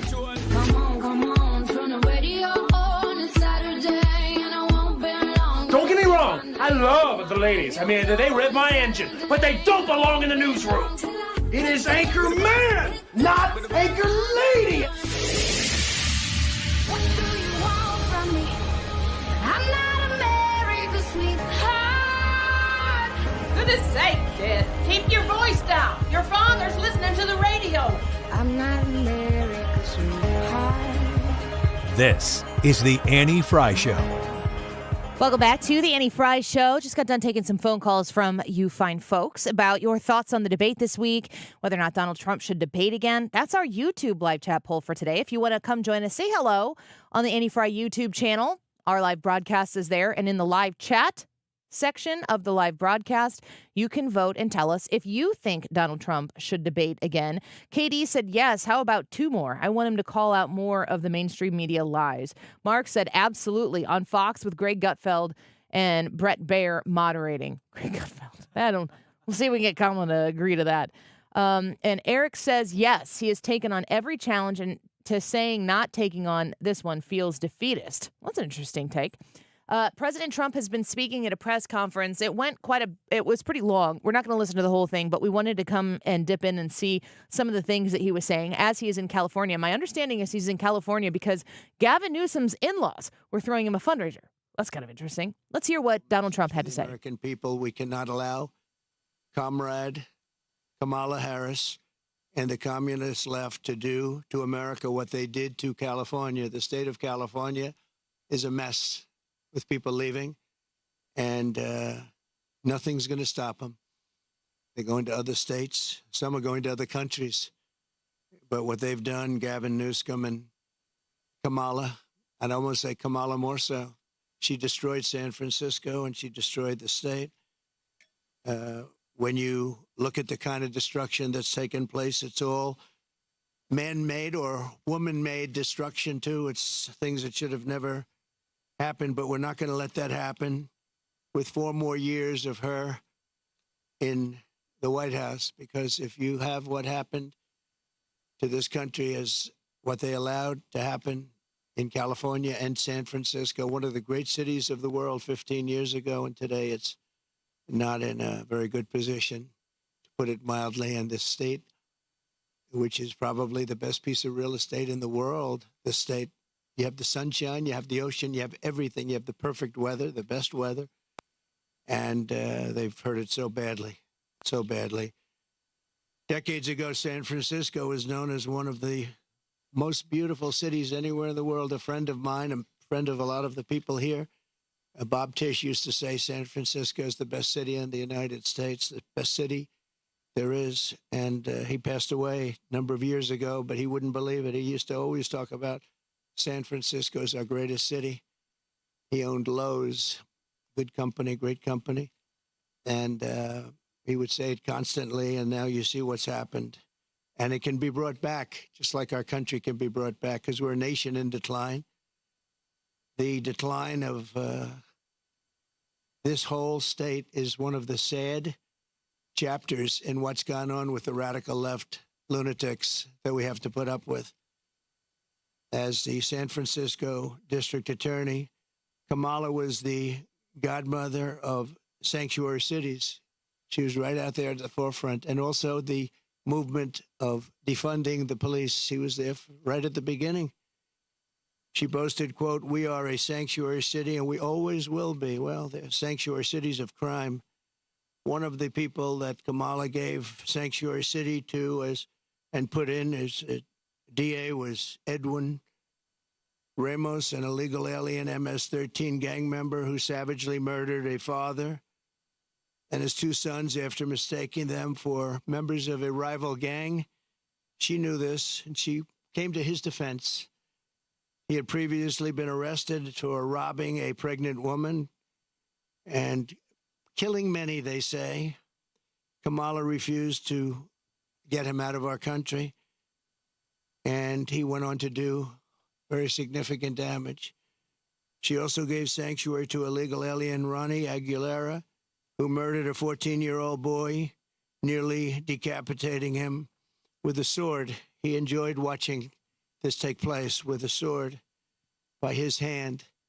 Kamala launched her 10 years DA with a San Francisco police group described as a, quote, fire sale for plea deals. They made plea deals. The only one they don't make a plea deal with is Trump. They go after their political opponent, especially when they haven't done anything wrong. You saw more charges were dropped yesterday in Atlanta, Georgia. It's all politically inspired. It's all against their political opponent. We won the case in the big case. They said the big case, the big case. I've completely won that case. The documents case in Florida. Case was thrown out. Donald Trump is speaking from Rancho Palos Verdes in California right now, and it seems like he's giving the much calmer, more collected response to the debate that he didn't give that night. Granted, it was an incredibly unfair circumstance that he was presented with, but when you're met with the challenge, if you're playing a sporting event and the refs suck and you've got to beat the team and the refs at the same time, you can either put your head down and choose to not lose with excuses, which is something that I stress with the kids that I coach. I don't care if we lose the game, but let's make sure we lost the game because we gave it our all and we just couldn't beat the better team or the circumstances. Let's not determine midstream, mid-game, well, when we lose this game because the refs stink or because that girl's getting away with everything or whatever the case might be. It's a very, very common thing in athletics, and I see it with adults and children and coaches alike. I've done it myself many times before, and I've really come a long way, especially from having officiated sports and watching teams that are perennially good. They don't look for excuses. And Donald Trump's got to do the same thing. He's got 53 days every day to go out and compete to the best level that he can, so that if he loses that day, if you think he lost that debate, I don't think he lost that debate. I don't know that he won anything, but I don't think he lost any ground. You got to make sure that when you're competing, that you're competing to win always under any circumstances. And Donald Trump has answered that call every single time. When, where do you want to debate? Let's go. That's what he has said. And the debate circumstances that he's participated in have been completely dictated by the other side. And he just said, yeah, I'll do it. He's talking about the lawfare that has been levied against him to make sure that he doesn't win this coming election. And yesterday, we see Merrick Garland come out, and I thought he was going to resign. He kept talking about his storied career, but he was actually just telling us about it. It was just like an intermittent. Oh, by the way, come see how good I look. My leather-bound books, or whatever the heck that was. Trey Gowdy responded to Merrick Garland yesterday, and this whole lawfare idea that there's only one rule of law in the United States of America. Trey Gowdy reacted. How about Comey admitting on stage that he did something to Donald Trump's administration that he never would have even tried under Barack Obama? Do you remember the book tour he went on where he just couldn't wait for the audience to applaud when he said, to be honest with you, we wouldn't have even tried it? How about Peter Strzok? I don't know if Merrick Garland was on the golf course with other judges when Peter Strzok and Lisa Page and Andy McCabe and Jim Baker and Kevin Klein-Smith all conspired to help one Democrat candidate over a Republican candidate. So if Merrick Garland really believes that the DOJ has not been weaponized, then not only does he not need to be the AG, he frankly doesn't need a driver's license. He is delusional if he believes that. Well, Trey Gowdy doing Trey Gowdy things there. And he's right. That when you listen to Donald Trump talking, as he's at this press conference right now, we're going to go to the questions he's taking here in just a second. And he's talking about the law, the challenges, the legal challenges he's facing. He's getting screwed. He goes to the debate with ABC. He said yes to it. He knows he's going to get screwed. He gets screwed. Everywhere this man goes, from the moment he said, I'm a Republican and I'd like to run for president, he's been getting hosed the whole time. People have been lying and deceiving about him, and nobody seems to care that can do anything about it. Even to the point of Tuesday, September 10th, 2024, he's still getting hosed. And then people are like, he's just mad all the time. He can't handle his emotions. He's handling them incredibly well compared to the way I would if I had to go up against what he had to go up against all of the time. You'd be mad too. Let's listen to him take some questions at this press conference in California. Yes. Well, we could, and maybe we'll do that. Where are you from? Real America Voice. That's good. Very good. They're doing a very good job. Yeah, that's very good. No, I will. Maybe Springfield, maybe Aurora, maybe both. We'll go there. I can say this. We will do large deportations from Springfield, Ohio. Large deportations. We're going to get these people out. We're bringing them back to Venezuela. You know, he told Biden he's not accepting anybody back. They moved all their criminals. Not all of them, but the rest are moving in now. They emptied their jails in Venezuela, emptied their criminals, emptied the nests. They call them nests of bad people. They're all now in the United States, and they're now taking over cities. It's like an invasion from within. We're going to have the largest deportation in the history of our country, and we're going to start with Springfield and Aurora. Okay? The mayor of Springfield, Ohio, the police chief, the Republican governor of Ohio have all debunked this story about people eating pets. And now there are bomb threats at schools and kids being evacuated. Why do you still spread this story? The real threat is what's happening at our border, because you have thousands of people being killed by illegal migrants coming in and also dying. You have women dying as they come up. They're coming up in large groups. We call it a caravan. I think I came up with that name, but it's really what it is. 10,000, 15,000, 20,000 people. And you have large numbers of women being killed in those caravans coming up to this country. And then when they get here, they can go into the country and they end up being sex slaves and everything else. Those are your real problems, not the problem that you're talking about. Given the bomb threats. Yeah, okay. One American News. A quick question. So you just said that you'll carry out the largest mass deportation of illegal immigrants. How are you going to have, for example, Governor Gavin Newsom or officials in sanctuary cities comply with that? Well, if you go to the people of California, they don't want to have sanctuary cities anymore. They're tired of sanctuary cities. Sanctuary cities are really blocks that protect bad people from deportation and other problems. And they're going to do it. And our federal government has tremendous power. But we're not going to let states, even like California, even though I know it's largely a sanctuary state, essentially, but we're not going to let that happen to the people of California. They want these people out. They're just as scared as everybody else. The people of Ohio are scared. The people of Colorado, you have a governor there who's very weak. He doesn't know what to do. And he doesn't want to talk about it. A lot of it, as per your question, they don't want to talk about what's happening. They say it's so bad for the city. Let's not go public. Let's live with it for a little while. Maybe it'll go away. It's not going to go away. It's going to get worse. It's going to get so bad.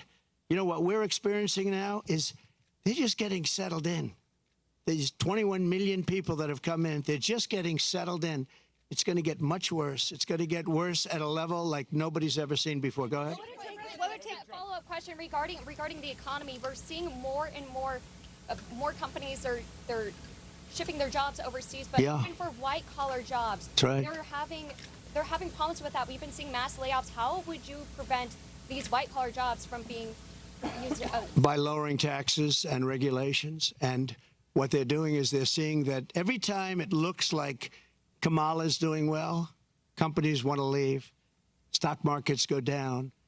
The stock market, there's a great gentleman, Scott Bessent, who is one of the top Wall Street people. He said the market's only up because they all think that Trump is going to get elected. We had a great stock market. Even with COVID, we ended up handing over a market that was higher than previous to COVID or the China virus coming in.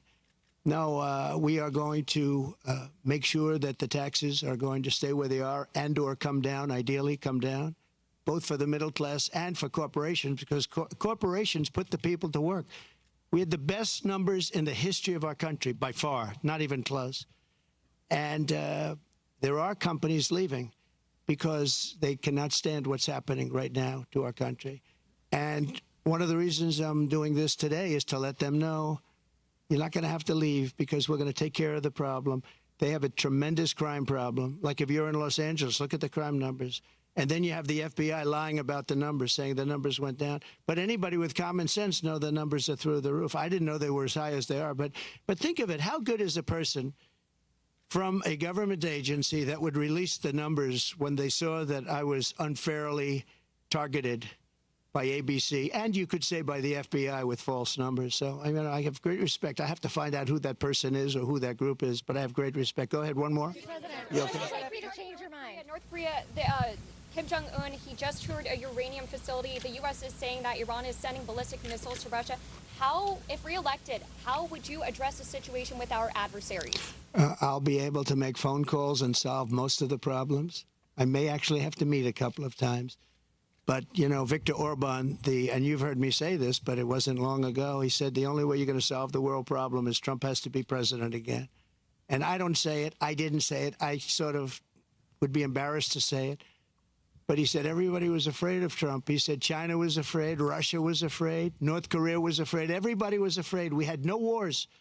We defeated ISIS in 4 weeks, and they said it was going to take 5 years, right? The generals in Washington. I went there and met a great general and some great people, and I said, go to it. And he took them out in 4 weeks, 100% of the ISIS caliphate. I flew there. I flew to Iraq, to the field, and they took them out in a very short period of time, short order.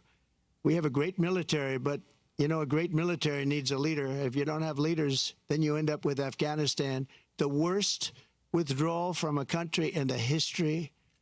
Look, I've gotten to know great people. I went to Arlington at their request, and I stood, and I was with them for hours, and I stood with them. They did a ceremony, and then they asked me if I'd go down to the graves of their children. They called them their children, that they always will be their children.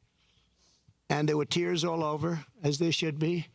And they said, sir, could you take pictures with me? by the grave of my son, in one case, a daughter. And I said I'd love to. And I took pictures with them for a while, and then I left, and that was it. And I got home, and I got a call from the people in the campaign. Sir, the Biden people are saying that you did this for publicity. If people knew how hard it was to get there, because I was coming from a location that was very far away, and yet they were having the ceremony, and I really felt, I had them up to Bedminster, most of the family members, and I got to know them. They're great people.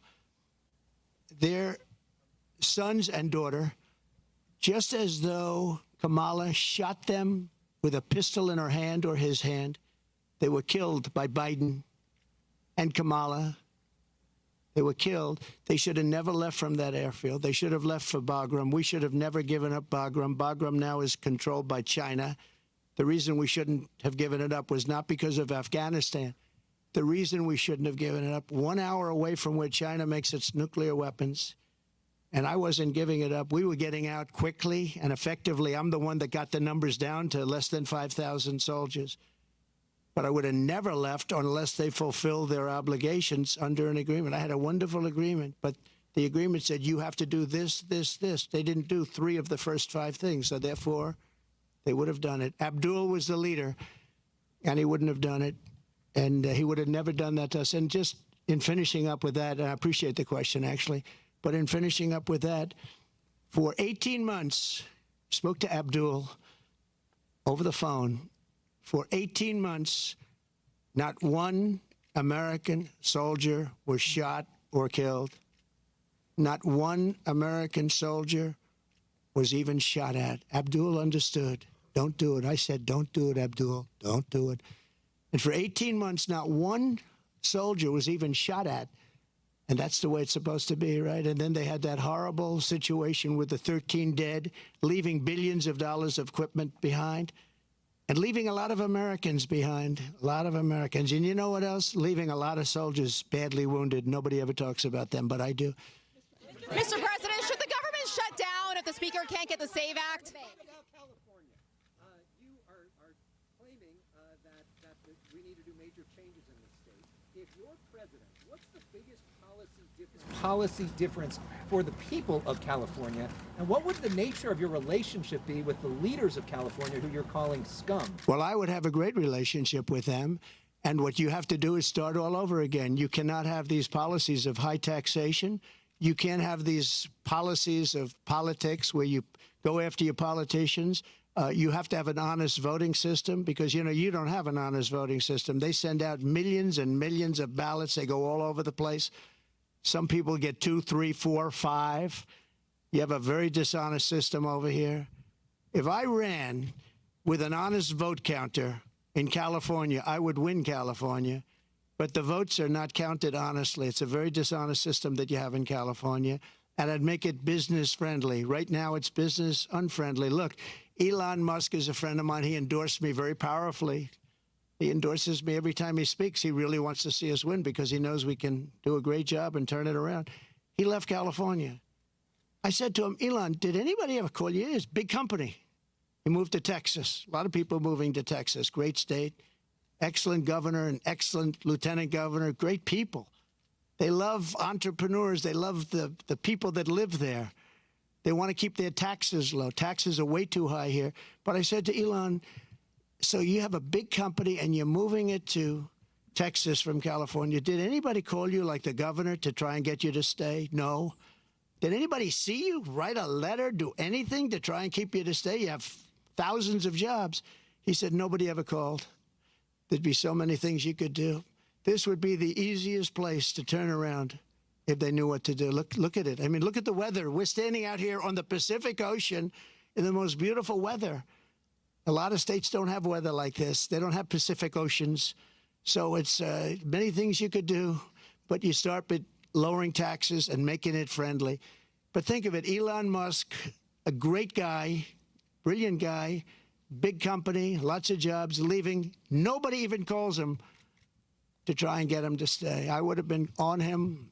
I would have said, let's have lunch, let's have dinner, and then let's have breakfast the following morning, right? I would have tried to talk him out of it. Mr. President, should the government shut down? Yeah, go ahead, please. What value do you feel that Laura Loomer brings to you? And has nobody told you about the conspiracy theory? No, I don't know that much about it. No, I don't. I know she's a big fan of the campaign, but I really don't know. Is she an advisor? I would say that, well, she brings a spirit to us that a lot of people have. We have very spirited people. And in all fairness to her, she hates seeing what's happened to the country, I guess. I mean, she hates seeing what's happened to the country. So do I. It's very sad. It's very sad when I have to stand out here on my property and say how bad California is. Did you have another one? Mr. President, Never change your mind about a third debate. Getting back to some questions that matter to the people of California. There are a lot of folks here who feel like they are forgotten men and women. They are. The state government seem to care, but you are coordinating with the local mayor. What can you do to help this community? Well, we're going to help them, and I told John, the local mayor, but I told John we're going to help him with his slide problem. You know, there are ways of fixing that. We discussed it. He knows better than anybody. And he needs help from the federal government. He needs help from the state government. And it's a very wealthy area. But you also have people living here that are elderly and have fixed incomes and have houses that are going to be, you know, shoved into the Pacific Ocean if something's not done. And he wants it taken care of. He's a great mayor. He wants it taken care of. He wants nothing for himself. He just wants to help these people. And, John, I think you said you have about 600 houses on the site that's sliding. And he'd like to be able to save those houses for people, that some of which will never be able to have a house again. You know, it's pretty sad. Mr. President, should the government shut down? Should the government? Media shares are down about 75% from their peak in March. Your lockdown provision ends soon. Will you sell your shares? No, I'm not selling. No, I love it. I mean, I use it as a method of getting out my word. You know, when it opened, it went way high, but then the SEC gave us nothing but problems. We had to go through a long, long process with the SEC. But people think that I'm leaving. That's why they're down, because if I leave, you know, it's different if I leave. But I'm not leaving. I love it. I think it's great. Mechanically, it works the best. And again, I'm friendly with Elon, and Elon would love me to come over to X, but I just, you know, I have close to 100 million people on X. I had 230 million people on X, and then they shut me down, and I said, I'm not going to let that happen again. You know that. I had hundreds of millions of people on X and Facebook and Instagram, I think more than anybody. Zuckerberg told me at the White House, he said, congratulations, you're #1 on Facebook. This is a number of years ago. And then all of a sudden I went from being #1 to having no voice. And after about 2 or 3 weeks, because I have a lot to say, I put out old-fashioned press statements, like a press statement. And they got really successful, and they did very well. And then we built this platform. And the reason I built it is because I don't want to have my voice shut down. But a lot of people think that I'll sell my shares. You know, they're worth billions of dollars, but I don't want to sell my shares. I'm not going to sell my shares. I don't need money. And for me, it's a great voice. It's a great voice. And it's a voice, it works so well. And we just won, as you know, we got final approval from the SEC. It took us a long time. And that really turned it off. You know, when I originally opened that stock, it went from about 2 to about 182. Did you know that? It was the biggest increase in the history of the stock market. I believe, you know, I have to say I believe, because you're going to find one company, maybe more, who knows. But I believe it was the single biggest movement. And I think I was worth $61 billion from that one stock. And then we had nothing but problems with the SEC. And it gets whittled down, down, down. But I didn't do it for the money. I did it because I really wanted to have a strong voice, and it's a great voice for me. And as long as my voice is on there, it's going to always be good. But a lot of people think the reason it's down is that a lot of people think I'm going to sell. And if I sell, it wouldn't be the same. I could understand that. But I have absolutely no intention of selling. Okay? Should the government shut down, Mr. President? You started talking about this community of Palos Verdes. You talked about California. We have fires raging to the east. I agree. I agree. What will you do to help people in this state whose homes are being damaged again and again, or are falling, off of these cliffs right behind us, or burned down, or for the people across the country whose homes are jeopardized by natural disasters? This is my favorite question of the day. You're asking me what would I do let's talk California first. Is that okay? Do you mind? So I was riding with Devin Nunes and some congressmen 4 years ago. I was riding up north in California, And I looked at these fields that were massive. I was telling John, right? It's my favorite question. I love that somebody would ask me this question, and I never told you to do it, right? Who are you with? Spectrum News. Good. Spectrum. It's good. New, hot, right? It's hot. It's doing well, but that's because you ask good questions. So what happened, I'm saying why I look at this field, and it's massive, and in the middle of the field is a little spot of the most green, plush land you've ever seen. I said, and then I'd see another one, these little plots, like 1 and 2 acres, and you'd have 1,000 acres that's barren and dead and dark. And I said, what's the problem here? What is that green acreage? You know, the soil is unbelievably fertile, but they have no water. I said, so do you have a drought? No, we don't have a drought. We have the water is cut off upstate, up in the north. You know that? And the water, in order to protect a certain little tiny fish called a smelt, they send millions and millions of gallons of water out to the Pacific Ocean, way up north, never even gets close to here. And you know, in Los Angeles and Beverly Hills, all these rich areas, they want to give you like 38 gallons of water to use. You buy a house for a lot of money, and then you're allowed to use 38 gallons of water. But you have no water down here. And the reason you have no water, you have the canals. The reason you have no water is because Gavin Newsom didn't want to do it. I had it all done. I had the Department of Commerce at the time, believe it or not, they're the ones that rule on this particular issue. So you have millions of gallons of water pouring down from the north with the snow caps in Canada and all pouring down. And they have essentially a very large faucet. And you turn the faucet, and it takes 1 day to turn it. It's massive. It's as big as the wall of that building right there behind you. And you turn that, and all of that water goes aimlessly into the Pacific. And if they turned it back, all of that water would come right down here and right into Los Angeles. They wouldn't have to have people not use more than 30 gallons and 32 gallons. They want to do that, you know. They're trying to do that. And you have so much water, and all those fields that are right now barren, the farmers would have all the water they needed. And you could revert water up into the hills where you have all the dead forests, where the forests are so brittle. Because no place is like California. I go to Austria. The head of Austria tells me, you know, we have trees that are much more flammable than what you have in California. We never have forest fires because they maintain their forests.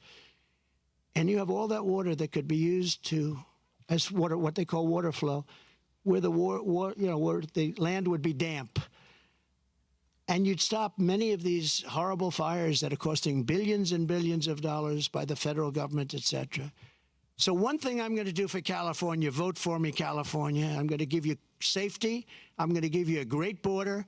And I'm going to give you more water than almost anybody has. And the farmers up north are going to be able to use 100% of their land, not 1% of their land.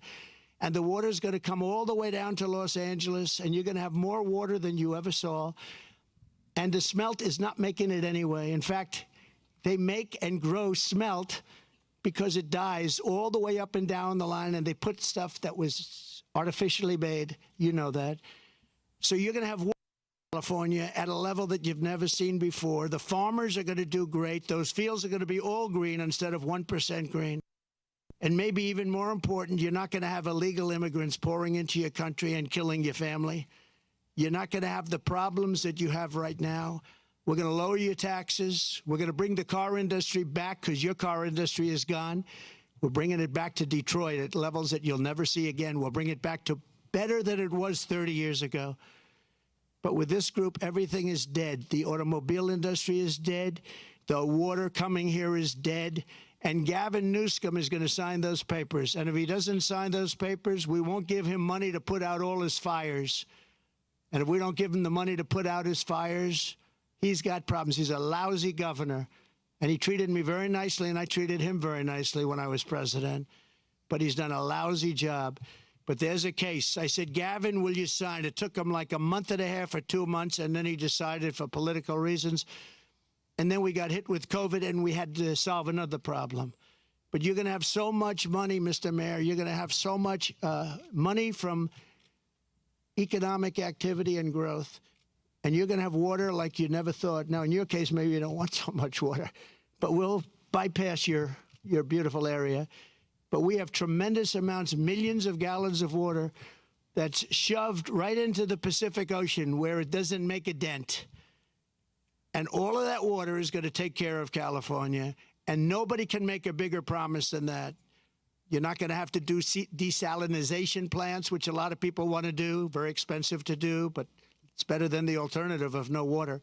President Trump speaking from California right now and giving great detail about a question that was asked of him regarding the water concerns that Californians have. And this is very typical of, if you do a regional press conference like this, which Donald Trump is traveling the country, even going to places like California to have these conversations. His depth of knowledge on how to solve a problem like this in California is pretty impressive. And, being able to answer questions off the cuff like that, where you were answering regionally based questions on how to solve one of the greatest problems that California faces, which is the fire problem, the water problem that exists there. I'm very impressed by it. We're going to take a quick break. When we come back, we're going to recap what we've heard so far in this press conference. And I haven't said this yet, but we have a mystery guest coming in at 2 o'clock. Did you know that? Did you know that we have a mystery guest for the 2 o'clock hour? You can also send us your Ask Us Anything questions. We're going to answer those with said mystery guest. Who could it be? You might be able to see mystery guest in studio on the YouTube Live before you hear her or him on the air, but we got somebody exciting coming in the 2 o'clock hour. So stick around. Lots more coming up next. Don't go away.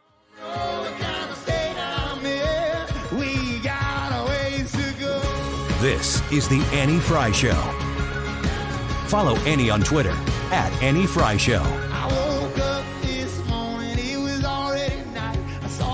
Stuart's American Mortgage. He's the bagel loan guy, and I'm pretty sure if you call today, today's the day that it ends. So 314-324-4440. That's 314-324-4440. Hurry up and get into the conversation with Stewie about locking in a lower rate while we're waiting to find out what the Fed is going to do in probably next week. You can lock in a lower rate right now with Stewie. He's willing to do this for you. Mention you hearing about it from the Annie Fry Show.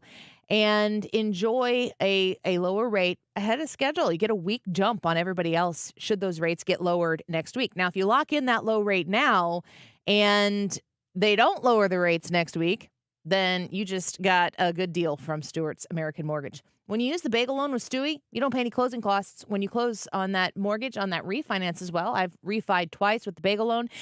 You don't pay any closing costs. So if you can get a lower rate locked in right now on a refi with a bagel loan, this is an absolute no-brainer. I've done it twice because I sold it to myself, and then I was like, that was really smart. Rates went down again, so I did it again. Call him, 314-324-4440. Google the bagel loan, NMLS number 226715. Del Walmsley and the Wealth Cycle. This is the wealth cycle that I've taught for 30 years. Buy one house, 10 houses, an apartment, 2 apartments, 8, 20, 500 units, 1,000 units, 2,000, 5,000 units. And as you keep putting the money and the profits back in, you become one of those rich people. And much quicker than you'd even believe. Learn Dell's Wealth Cycle at GiveMeTotalFreedom.com. Use promo code 2024. Save 60%. Code 2024. GiveMeTotalFreedom.com. GiveMeTotalFreedom.com. You know Diamonds Direct for their exquisite diamonds and fine jewelry. What about luxury watches? With a handpicked collection by the industry's top timepiece experts, skip the waiting list and get the timepiece you've been eyeing right away. And this month only, enjoy 0% interest for 5 years on all the top brands. Imagine owning a $15,000 luxury watch for just $250 a month. Spread your payments over 5 years with 0 interest on approved credit. Diamonds Direct, where you can shop direct for diamonds and watches. This station is now conducting a test of the emergency alert system. This is only a test.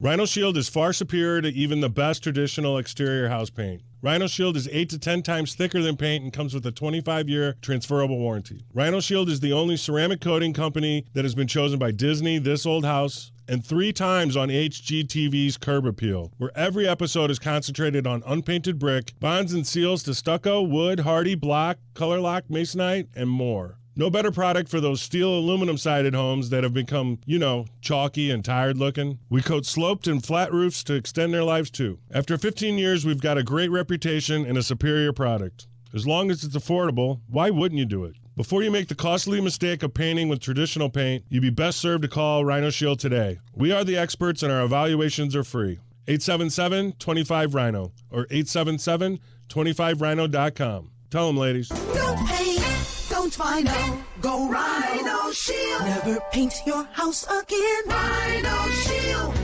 If you need someone you can trust for your eye care, go see the doctors at Ophthalmology Associates. Kim St. Ange here. Doctors Birdie, Malhotra, Brusati, Royer, and Barry are experts in the diagnosis and treatment of diseases of the eye. 314-966-5000 or yourEyeDoc.com. Today's YouTube live chat poll, should Donald Trump debate again? It's a yes or no question. He says he's not going to do it, but do you believe him? Do you care what he says? Do you want him to debate again? Jump on our YouTube page and vote. And then leave us a comment telling us why you voted the way you voted. The time is 1:44. This time check is sponsored by Jerry Kelly Heating and Air Conditioning. It's time for a $98 AC tune-up. JerryKelly.com. The Annie Fry Show YouTube live chat poll of the day is happening now. Tune in to the Annie Fry Show live stream. Vote and be a part of the conversation by typing in Annie Fry on YouTube. Subscribe and leave a comment.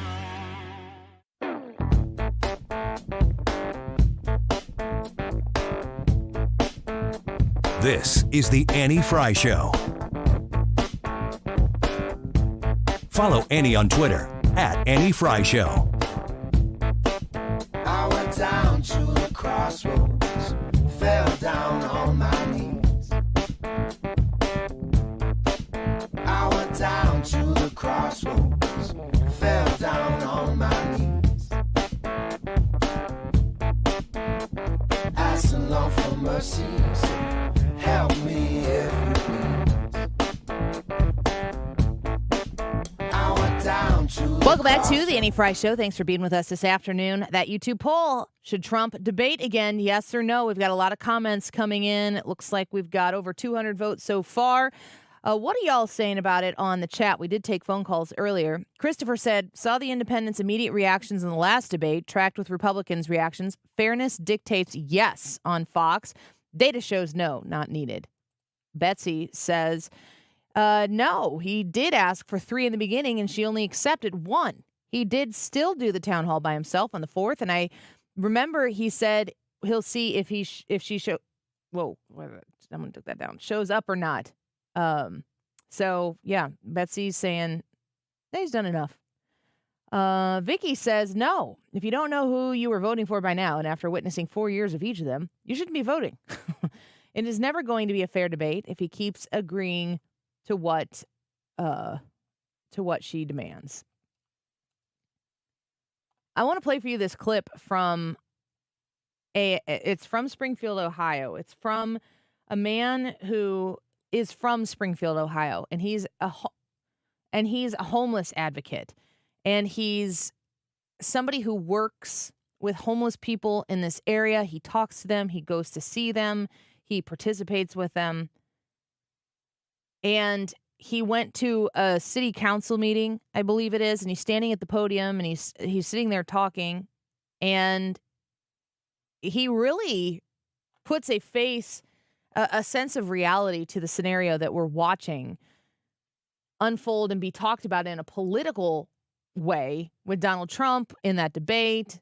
Again, here, I mean, when the people who are debunking this are political people, and the people who are saying it's happened are the citizens of Springfield. So the question is, who do you believe? Well, see if you believe this guy from Springfield. You know, the homeless problem. I don't know of a single homeless Haitian in this town because they all got vouchers. But I can show you a whole bunch of people that have been displaced because I'm that guy. Rob, you know, for 25 years I've worked with the homeless in this community. You know, a lot of people don't know because I'm not the guy out there blowing the horn because it ain't about me. It's the Jesus in me that goes out there and does it.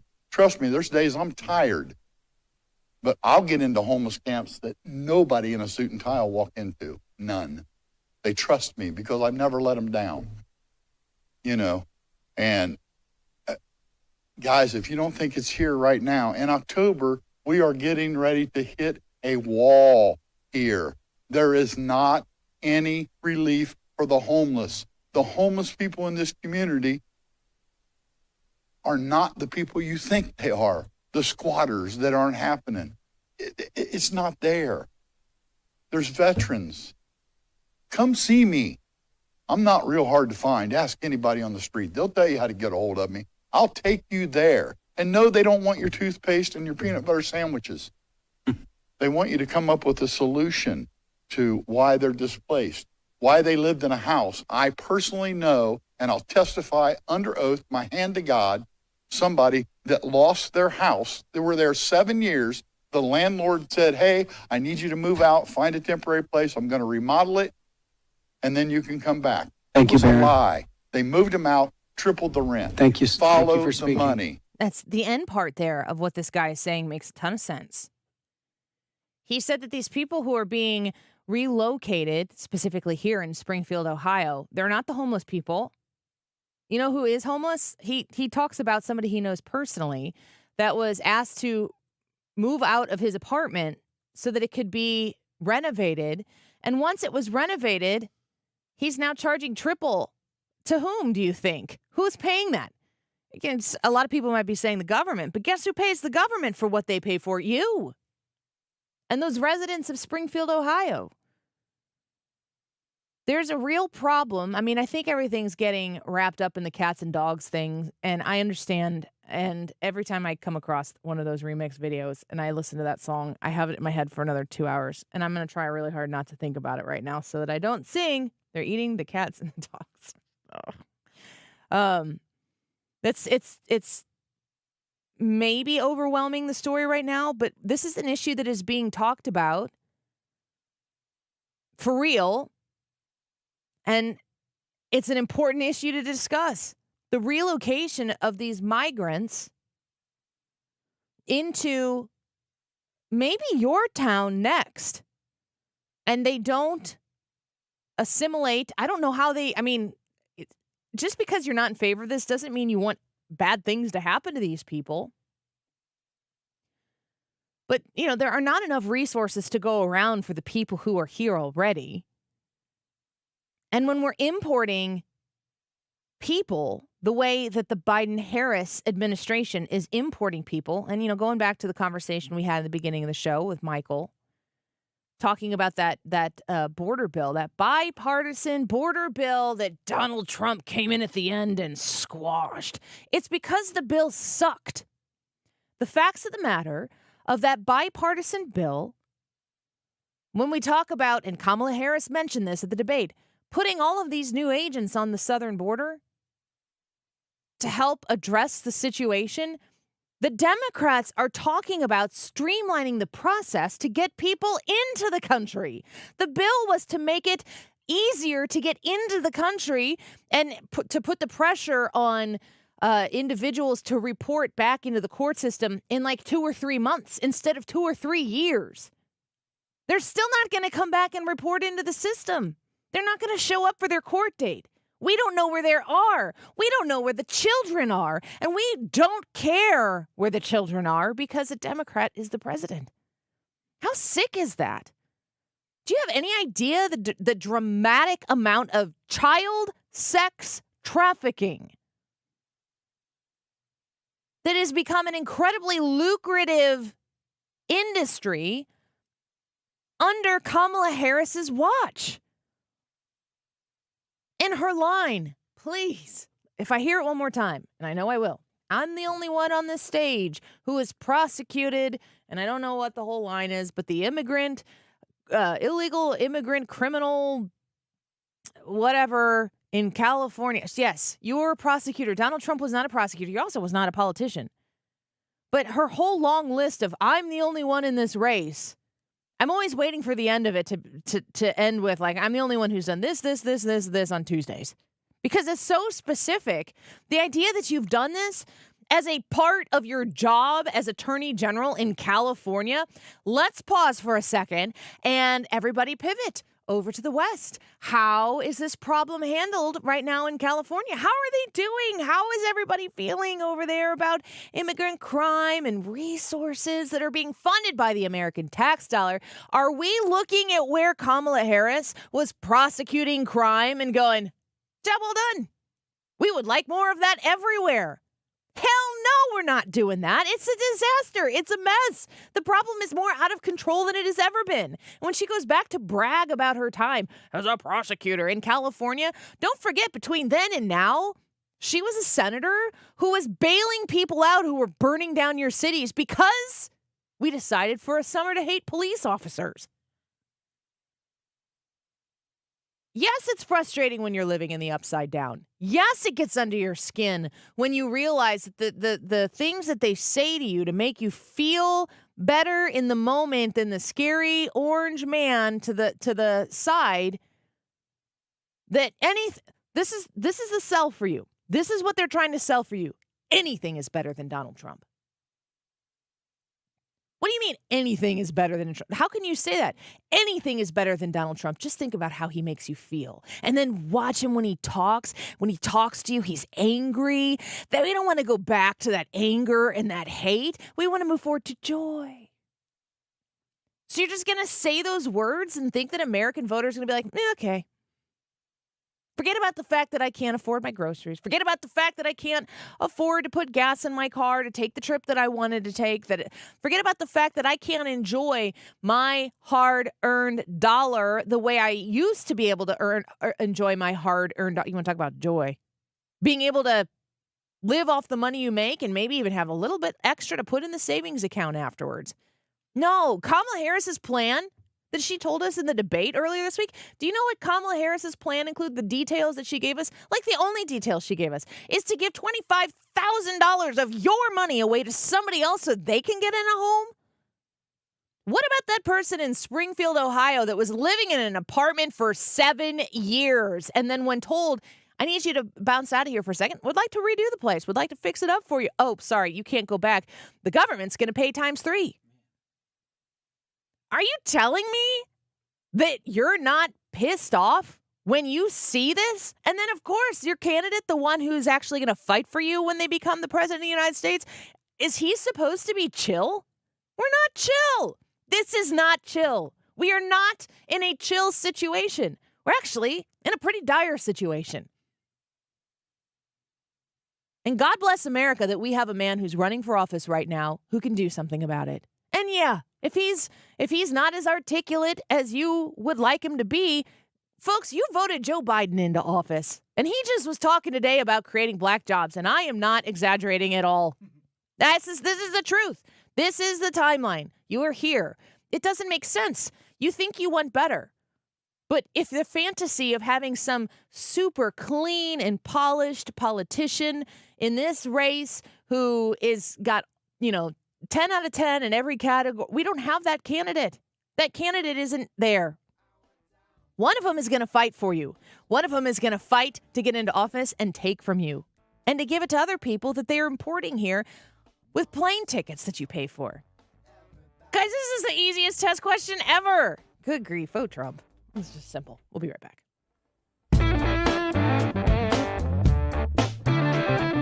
This is the Annie Fry Show. We all hear the radio ads about the IRS. They tell you to be afraid, to be scared, and they try to frighten you into calling. I'm not here to do that. Tax Relief Advocates is different. TRA is here to tell you that if you owe money to the IRS, whether it's $5,000, $50,000, or $500,000, we have a solution. It doesn't matter if you're sitting in your car, at work, or with your kids. No matter where you are, call now. 800-699-1059. Don't lose hope. TRA can eliminate or reduce what you owe to the IRS. Generous programs are now available that can give you a fresh start. Our passion is taxes and helping individuals fix their IRS problems. We have over 1,000 5-star reviews on Google and an A+ with the Better Business Bureau. You don't need to be afraid of the IRS any longer. End your tax nightmare today by visiting us online at TRA.com or call 800-699-1059. That's 800-699-1059. Tax Relief Advocates. Real solutions for real people. September's the month to plan your next outdoor project with Chesterfield Fence and Deck. And right now, Mention my name, Mark Cox, and you'll get 48 months interest-free financing with approved credit. Just call Chesterfield Fence and Deck at 636-532-4054. Tell them you want your free estimate and free project design, because that's what they do. They're celebrating their 56th year in business, locally owned and operated for all that time, and they are professionally trained.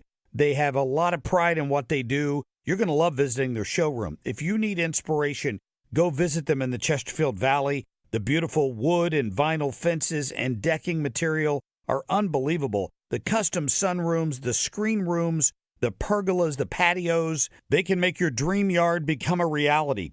Call them at 636-532-4054 or go online anytime to chesterfieldfence.com. Wesley Financial Group is not a law firm. If you own a timeshare, don't miss this public service announcement from Chuck McDowell, founder of Wesley Financial Group. If you receive an unsolicited phone call or mail piece to discuss selling, renting, or especially canceling your timeshare, don't fall for it. If you really want out of your timeshare, hang the phone up immediately or throw that mail piece in the trash and contact your timeshare resort or Wesley Financial Group for assistance with your timeshare. As the only Inc. 500 timeshare cancellation company, our knowledge, experience, and results has made Wesley a trusted resource for over 40,000 families we've helped get out of their timeshare. Give us a call, and I'll send you our timeshare exit information kit free with the straight facts about your timeshare and all of your options for cancellation. Call for your free info kit. 800-513-4444. 800-513-4444. 800-513-4444. KFTK FM Florissant. From the Under Law Injury Lawyers, GetJim.com studio. That's GetJim.com. 97.1 FM Talk. Always live on the free Odyssey app. Air Comfort Service, heating, cooling, and insulation, weather. Kind of a warm evening around town. Temperatures in the 80s this evening. Partly cloudy skies. 66 should do it for the low. On Thursday, more and more clouds take over. So more clouds and sun. Certainly the afternoon will be cloudy. 86. Thursday night, developing showers, possible thunderstorms, mainly after midnight. 65. Friday, periods of tropical showers and possible thunderstorms. 74. This is 97.1 FM Talk. Chief Meteorologist Dave Murray. Warning, the following ZipRecruiter radio spot you are about to hear is going to be filled with F words. When you're hiring, we at ZipRecruiter know you can feel frustrated, forlorn even, like your efforts are futile, and you can spend a fortune trying to find fabulous people, only to get flooded with candidates who are just fine. Fortunately, ZipRecruiter figured out how to fix all of that. And right now, you can try ZipRecruiter for free at ZipRecruiter.com/free. With ZipRecruiter, you can forget your frustrations because we find the right people for your roles fast, which is our absolute favorite F word. In fact, 4 out of 5 employers who post on ZipRecruiter get a quality candidate within the first day. Fantastic. So, whether you need to hire 4, 40, or 400 people, get ready to meet first-rate talent. Just go to ZipRecruiter.com/free to try ZipRecruiter for free. Don't forget, that's ZipRecruiter.com/free. Finally, that's ZipRecruiter.com/free. If you're looking to buy or sell a home over on the Illinois side, I want to make sure that you understand how much Jen Teskey is there to guide you through this process, and RE/MAX Alliance. I want to make sure that you understand that Jen Teskey and her team at RE/MAX Alliance, they've got you covered from the start of the process. Your first text, your first call, when you think to yourself, man, I just might like to list my house, but I'm not 100% sure if now is the right time. I want you to know that Jen Teskey is there to guide you. 618-541-1010. 618-541-1010. She's going to walk you through the whole process. She's going to help guide you into a comfortable understanding of the process to make sure that you know what you can expect, how you can position your home in the best possible way to make sure that you can get the top sale in the right amount of time. If you're not quite ready to sell yet, you will know, maybe looking to do it in the winter, maybe you're looking to do it in the spring. You can still give her a call right now and start that process. RE/MAX Alliance, Jen Teskey, 618-541-1010, online at jenteskeyhomes.com. Gain peace of mind that your flooring and carpet installation will be done right the first time when you hire the experts at Michael's Flooring Outlet. They give all their clients attentive personal service, even bring toys for the kids of the household. It's a family-owned and operated business for 25-plus years. They make sure you make the right choice for your home. So if you have carpets or hard floors, you're going to be happy for years to come. 3 convenient locations in St. Charles County, 116 Main Street, in Old Town St. Peters at Mid Rivers and Highway 70, in West County on Olive, and the store in Darden Prairie. Michael's Flooring Outlet, IGotFloor.com. Don't let a cold, sinus infection, or allergies ruin your day. Breathe easier, sleep better, and feel healthier with Navage. Visit Navage.com, Walmart, Walgreens, CVS, or a store near you. 12 amazing children, one special evening. The Night of Rock Stars is September 27th, giving special needs kids a celebrity treatment they'll never forget. Join us for this month's Conservatives Care, The Night of Rock Stars, by visiting 971talk.com/events. Are you the decision maker in your company? Consider this. For the first time in decades, there's a better option for a corporate card and spend management platform. Meet Ramp, the only corporate card and spend management system designed to help you spend less money so you can make more. With Ramp, you get full visibility into your company's spending and control who spends what with each vendor. Ramp's software collects and verifies receipts instantly to save your team valuable time. Ramp automates data entry and routine tasks with automated approvals, expense categorization and bill payments, time-consuming tasks. Which means you'll stop wasteful spending and close your books in hours instead of days. Businesses that use Ramp add up to 5% to their bottom line the first year. If you're a decision maker, adding Ramp could be one of the best decisions you've ever made. Get $250 when you join Ramp for free. Just go to ramp.com/radio. Ramp.com/radio. RAMP.com/radio. Cards issued by Sutton Bank and Celtic Bank, members of FDIC. Terms and conditions apply. Home values are sky high, and you have a ton of equity. Your financial advisor thinks the market is peaked. So if you're thinking about selling, it's time. Except for 2 things. High interest rates will burn you on a new home loan, and you're not ready to move.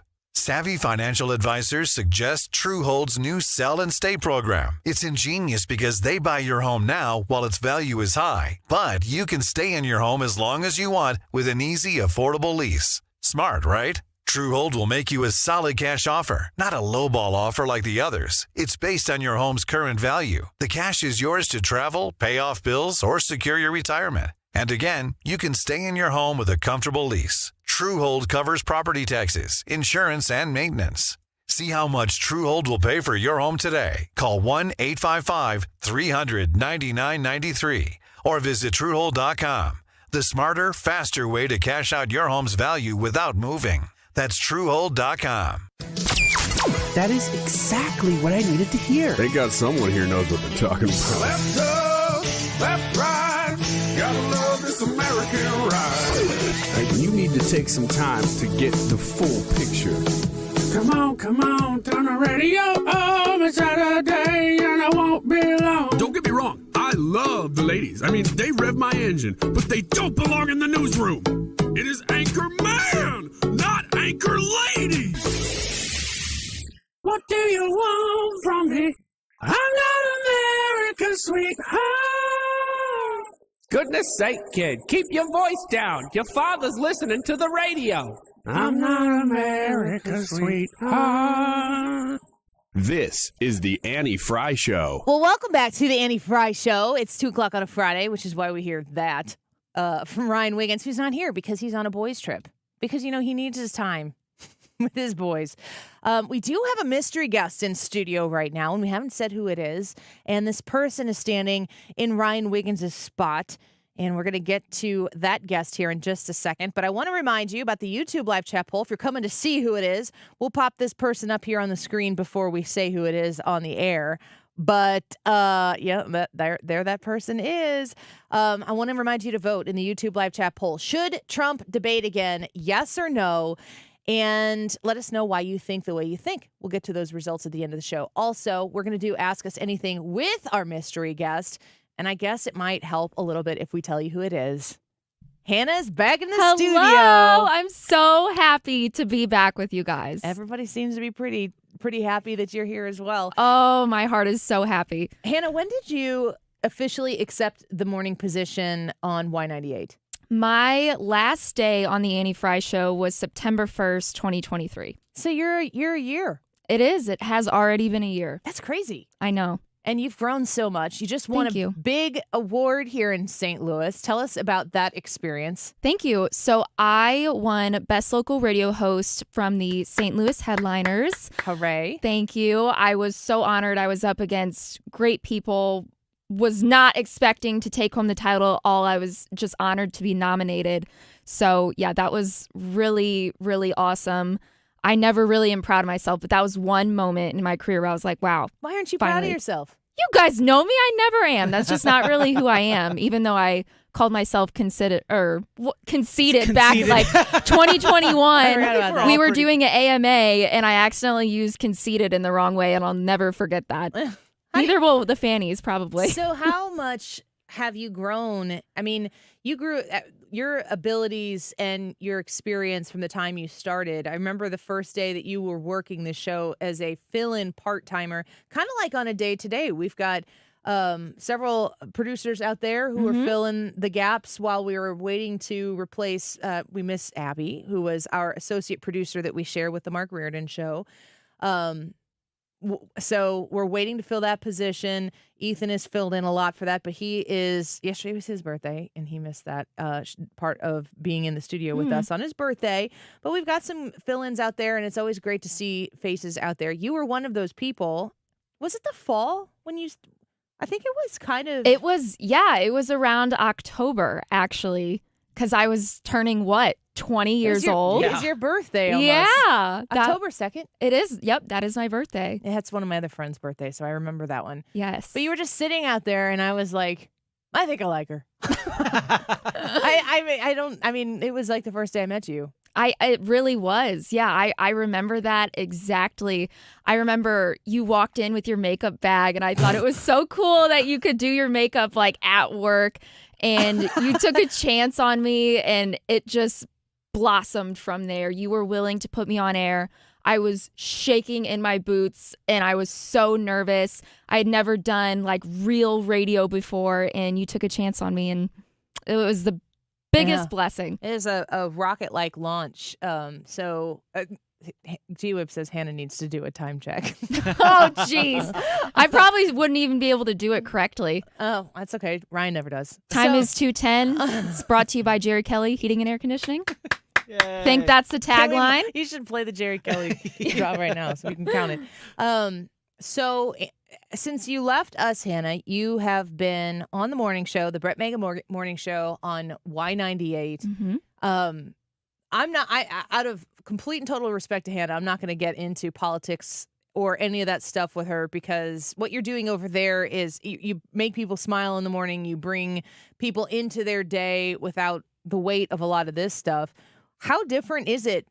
Not even just from a content standpoint, but a schedule standpoint, because this noon to 3 slot is a pretty sweet slot. Oh, man, you guys have it good. This one's not bad at all. I had it good for 2 years. And now alarm clock goes off at 3:15 every morning. And our show ends at 10, but it really doesn't ever end. As you know, Annie, as a host, it never ends. You're always checking, being updated, doing social media, doing so much work. It's kind of like, I heard a sports analogy. I don't know anything really about sports, but it's like you practice and you do all this work, and then your play's only like 60 seconds in football. Like, that's really how radio shows work. So the schedule has kicked my butt. I've been in this position for a year now, but it's still... I don't think I'll ever get used to the 3:15 alarm clock. Yeah, I've heard completely of different. A lot of people who do morning radio. You don't really ever get used to it. You kind of figure out how to manage it, but when those folks get out of that morning routine, retire or whatever, they get back to a normal person routine pretty quickly. That gives me a little bit of hope, because I worry about that in the You're going to be there for a long time. Don't even worry about that. You're going to be getting up at 3:15 for a long time. Lucky me. So in music radio also, with the morning talk show, it's a little bit different. But what we do here in on a talk format of a radio station, we come on at about 6 minutes after the hour starts, and we might break at 20 after. So that's 14 minutes of talking, if not longer sometimes. How long do you have the microphone open in the morning show at any given time? Oh, man. Max is like 4 or 5 minutes. If we go over that, it has to be like something really big, really important. So there's parts of me that miss the freedom over here to like really have full time to like explain stuff and really get to the full point of things, because in morning radio it's fast, it's quick, people are in their car, they got to get to work, they got to go in, so it's very, very different. No long-winded breaks allowed. Yeah, it is very much so different. I know that a lot of people, Ryan Wiggins would talk about coming from TV into news also, that everything moves so quickly that if you can't, it's not always about getting it done. Like, you can't take a lot of time to produce something or to get something done. You got to get the news out there. You got to address it. You got to learn how to think on your toes and to really word economy. Move. Yes, things like that. I mean, my host Brett, he trusts me enough to, you know, be transparent and get my point out there. And he's never going to cut me off or anything. But the way we got to get music in and everything, you want it to be quick and efficient. That's what works best for us. Do you ever meet Annie Fry Show people still? Oh, you guys might not believe me, I meet more Annie Fry Show listeners, fannies if you will, more than I meet Y98 fans. And that is not a joke. I meet them everywhere. Is it just and 5 anywhere. of them that are following you everywhere you go? No, it's so many different people. Is it Ryan Wiggins? It's just Ryan in a wig every different time. He could never let go. He does have a bag full of wigs. I believe that Wigs wholeheartedly. But no, so I just got approached this weekend. I was at an event with Y98 and someone came up to me and she's like, "Oh my gosh, Hannah, I just miss you so much. When are you coming back on?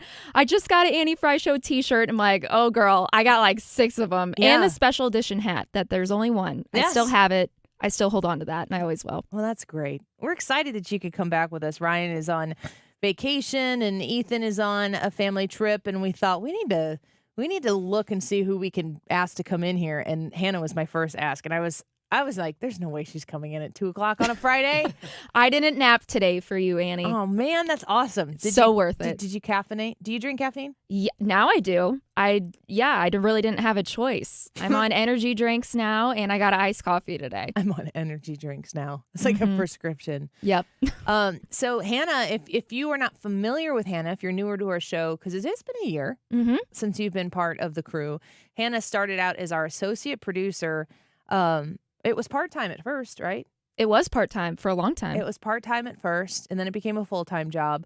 And you were doing things like, well, Brad, you explain it. What were the types of things that Hannah was doing on the show? So some of the stuff Hannah would do is she would cut together the podcast at the end of the show, or during the show she would cut together the podcast. Whenever Annie does a live read, one of the things we have to do is we have to cut the live read and put it in a folder so that the account executives can then present that to our clients so they can hear it. So she was doing that.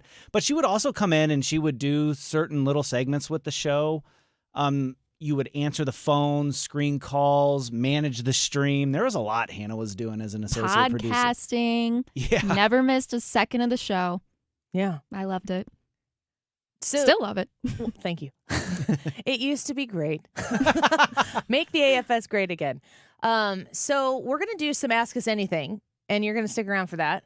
And, I want to bring Hannah into our regular goofy conversations here, and she's used to Fridays. You played X's and O's.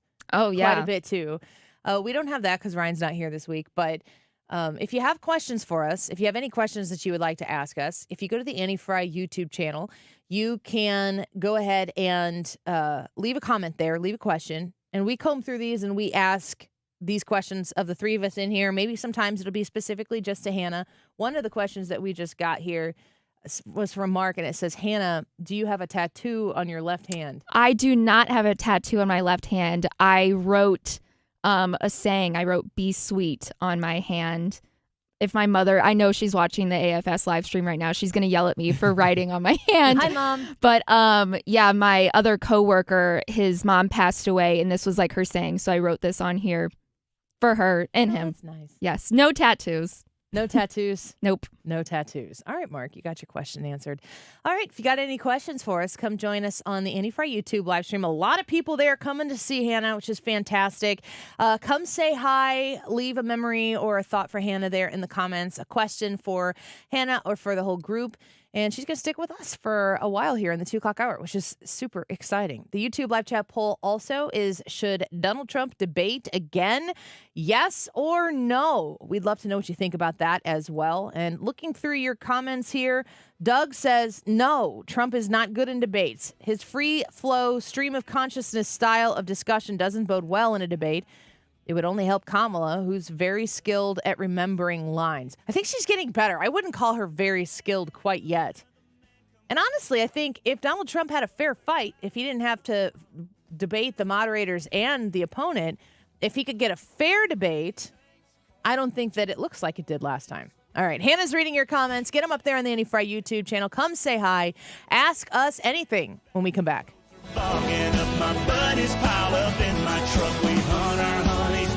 This is the Annie Fry Show. Follow Annie on Twitter at Annie Fry Show. All right, let's talk about Air Comfort Services flash deal that they have going on right now. You can reach out to them and schedule a free service call.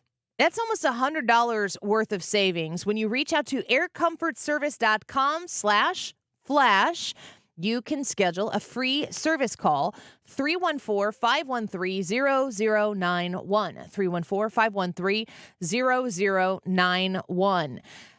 Air Comfort Service has just won St. Louis Magazine's A-List Award for Best Heating and Air Conditioning Company. They're a 10-time winner of Carrier's President's Award, and they won a BBB Torch Award in 2020 for business ethics. They have thousands of 5-star reviews, and some of those 5-star reviews come from me. I'm a customer myself. I have replaced pretty much the entire HVAC system in my home. I have had them install a water heater for us, and they've done an AeroSeal duct sealing for our house. If you have issues right now with your furnace or your air conditioner, snatch up this flash deal that they are offering for a very limited time for a free service call. 314-513-0091, 314-513-0091, aircomfortservice.com/flash. You might wonder, John Legend, how do you keep your voice sounding so legendary? Honey. And how do I keep my protection against COVID-19 up to date? With a COVID shot this season, designed for recent variants. You can get your COVID-19 shot when getting your flu shot if you're due for both, as recommended by the CDC. The fresher, the better. Ask your healthcare provider about getting this season's COVID-19 shot when getting your flu shot. Sponsored by Pfizer. Did you know your life insurance is an asset you can sell? I'm Jay Jackson, CEO of Abacus Life. For almost 20 years, Abacus has been purchasing life insurance policies from seniors just like you. And at abacuspays.com, we've created a free policy value calculator so you can find out the worth of your policy in just seconds. There are no fees and no obligations. Get real value from your life insurance when you need it with Abacus. Learn more at abacuspays.com.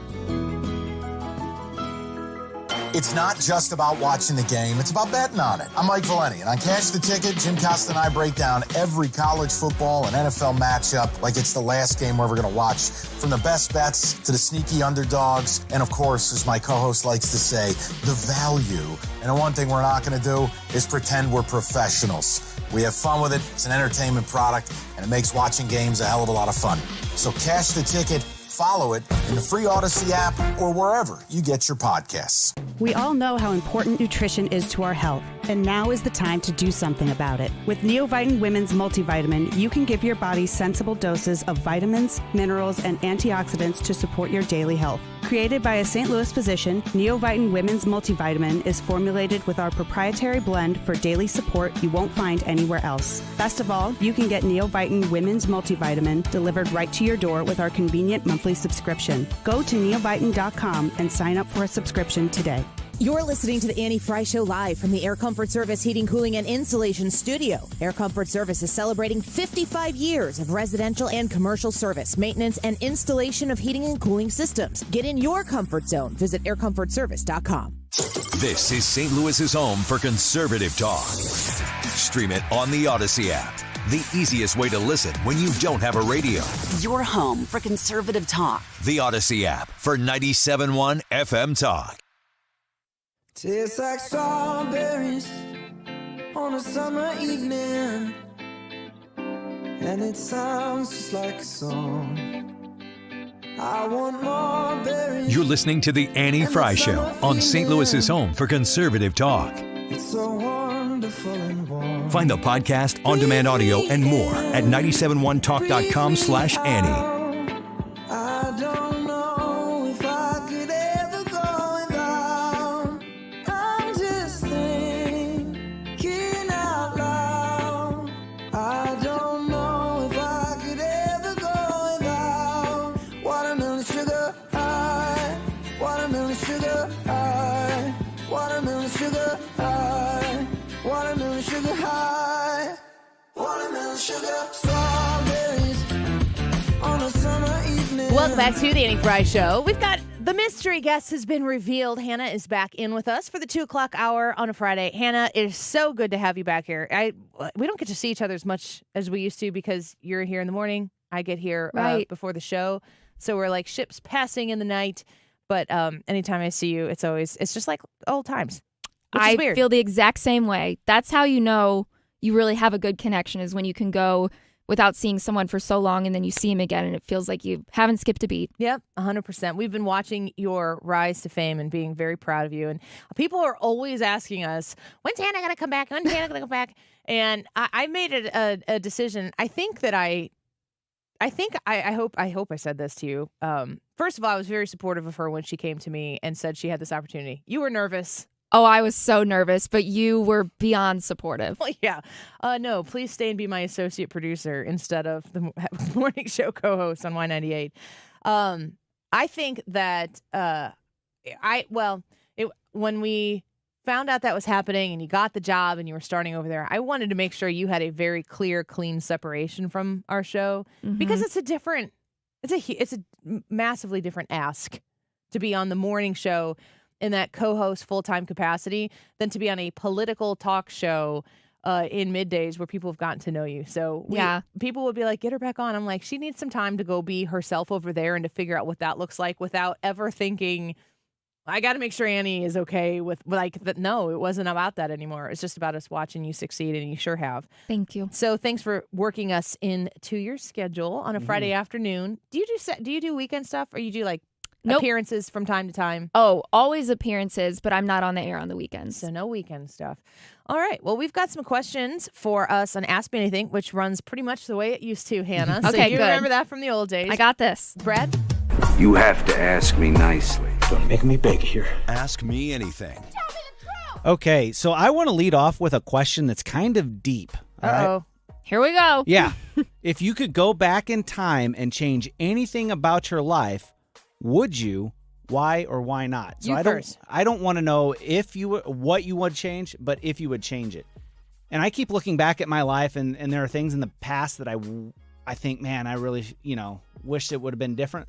But the more I think about it, the more I'm like, no, I don't think I would change anything, because everything in my life, in my past, has led up to the point to where I am now and made me who I am today. So I don't know that I would want to risk changing anything to become a different person or have my life situation be any different than what it is right now. I completely agree with you, Brad. I used to think all the time, I wish I could go back and change this or would have done this better. I absolutely disagree with that now. It is my life is God's plan, and he paved this for me, and this is everything that's happening is supposed to happen. I would never change a thing. I think that's so well said, because I have to remember that when things aren't going according to plan, it's my plan that they're not going according to. And there are definitely multiple times where I have been shaking my fist at the sky going, what are you doing? This is not right. This is wrong. It's like emphatically wrong. And come to find out that, like, for instance, right now, I'm right where I need to be. Hannah, you're right where you need to be. So there's a lot of trust and letting go that is involved in not wanting to change things. I'm sure there are like minor instances of things where I did something or said something stupid that I'd be like, it would be cool if I didn't do that. Yeah. But not really on the big scale. I want to read a couple of these comments that are coming in here before we get to the next question. Katie says Fridays without Sir Wigglesworth are tough, but getting the mayor of Minnesota is a great distraction. Oh my gosh. That is I. I forgot about that. I did not. And here's a question for you. Ask me anything, Hannah. Did your new listeners give you a cool nickname like we did? #beanbag. No, definitely not anything cool like that. You guys have multiple nicknames for me. That's true. I've seen on the chat Boop. Boop, yep. Boop and Beanbag. I have not gotten a cool nickname. If anything, it probably wouldn't even be great over there. So no, I have not gotten. You feel free to take those over there with you. Okay. We don't own those. One time I was messaging Brad about something, and I was like, hey, tell Hannah, blah, blah, blah. But it autocorrected to Beanbag. And that was where that nickname came from. It was funny. You know, sometimes it's just like that. Gilbert says, Hannah, what is one thing on radio you haven't done but would like to? We could all answer that question, too. Is there anything that is super obvious to you? Nothing that really points out. I really love doing community projects, but we've done that in the past. I just want to do more of them. I love meeting listeners and meeting people around St. Louis and beyond. So just more stuff like that. Yeah. What about you, Brad? Is there anything that strikes you? Anything that I'd like to do, I mean, big picture, I'd like to take this show national, syndicate it, and all that other fun stuff. I think that would be awesome. Well, same. Let's go. But I would say on a smaller scale, I don't know. I enjoy what I do and my role and everything like that. So I don't know that there's anything specific that I was like, oh, I really want to do that. But I'm sure if I experience it, I'll be like, hey, that was pretty cool. I want to do it again. Yesterday, Brad and I was having a conversation with Brad afterwards, and I'm like, we need to be asking for Donald Trump to come on this show regularly. So that would be something I would love to do and would prepare for. And Put the line in the water. Well, exactly. And, you know, it's okay if we get told no for the next 53 days. But if we don't ask, we'll never get told yes. So you got to keep asking those questions. There are lots of people at any given time that are on my bucket list that I'd like to interview. And obviously Donald Trump is one of them. I'd love to interview Dave Portnoy. I'd love to interview Jillian Michaels. I think that would be fantastic. So those are the types of things that I'd really, really enjoy doing. I guess this is not really something I talk about on the air much, just because it's so close to home. But I'm a huge St. Louis Cardinals fan, and in the event that it is weird. I'm stuttering just talking about it.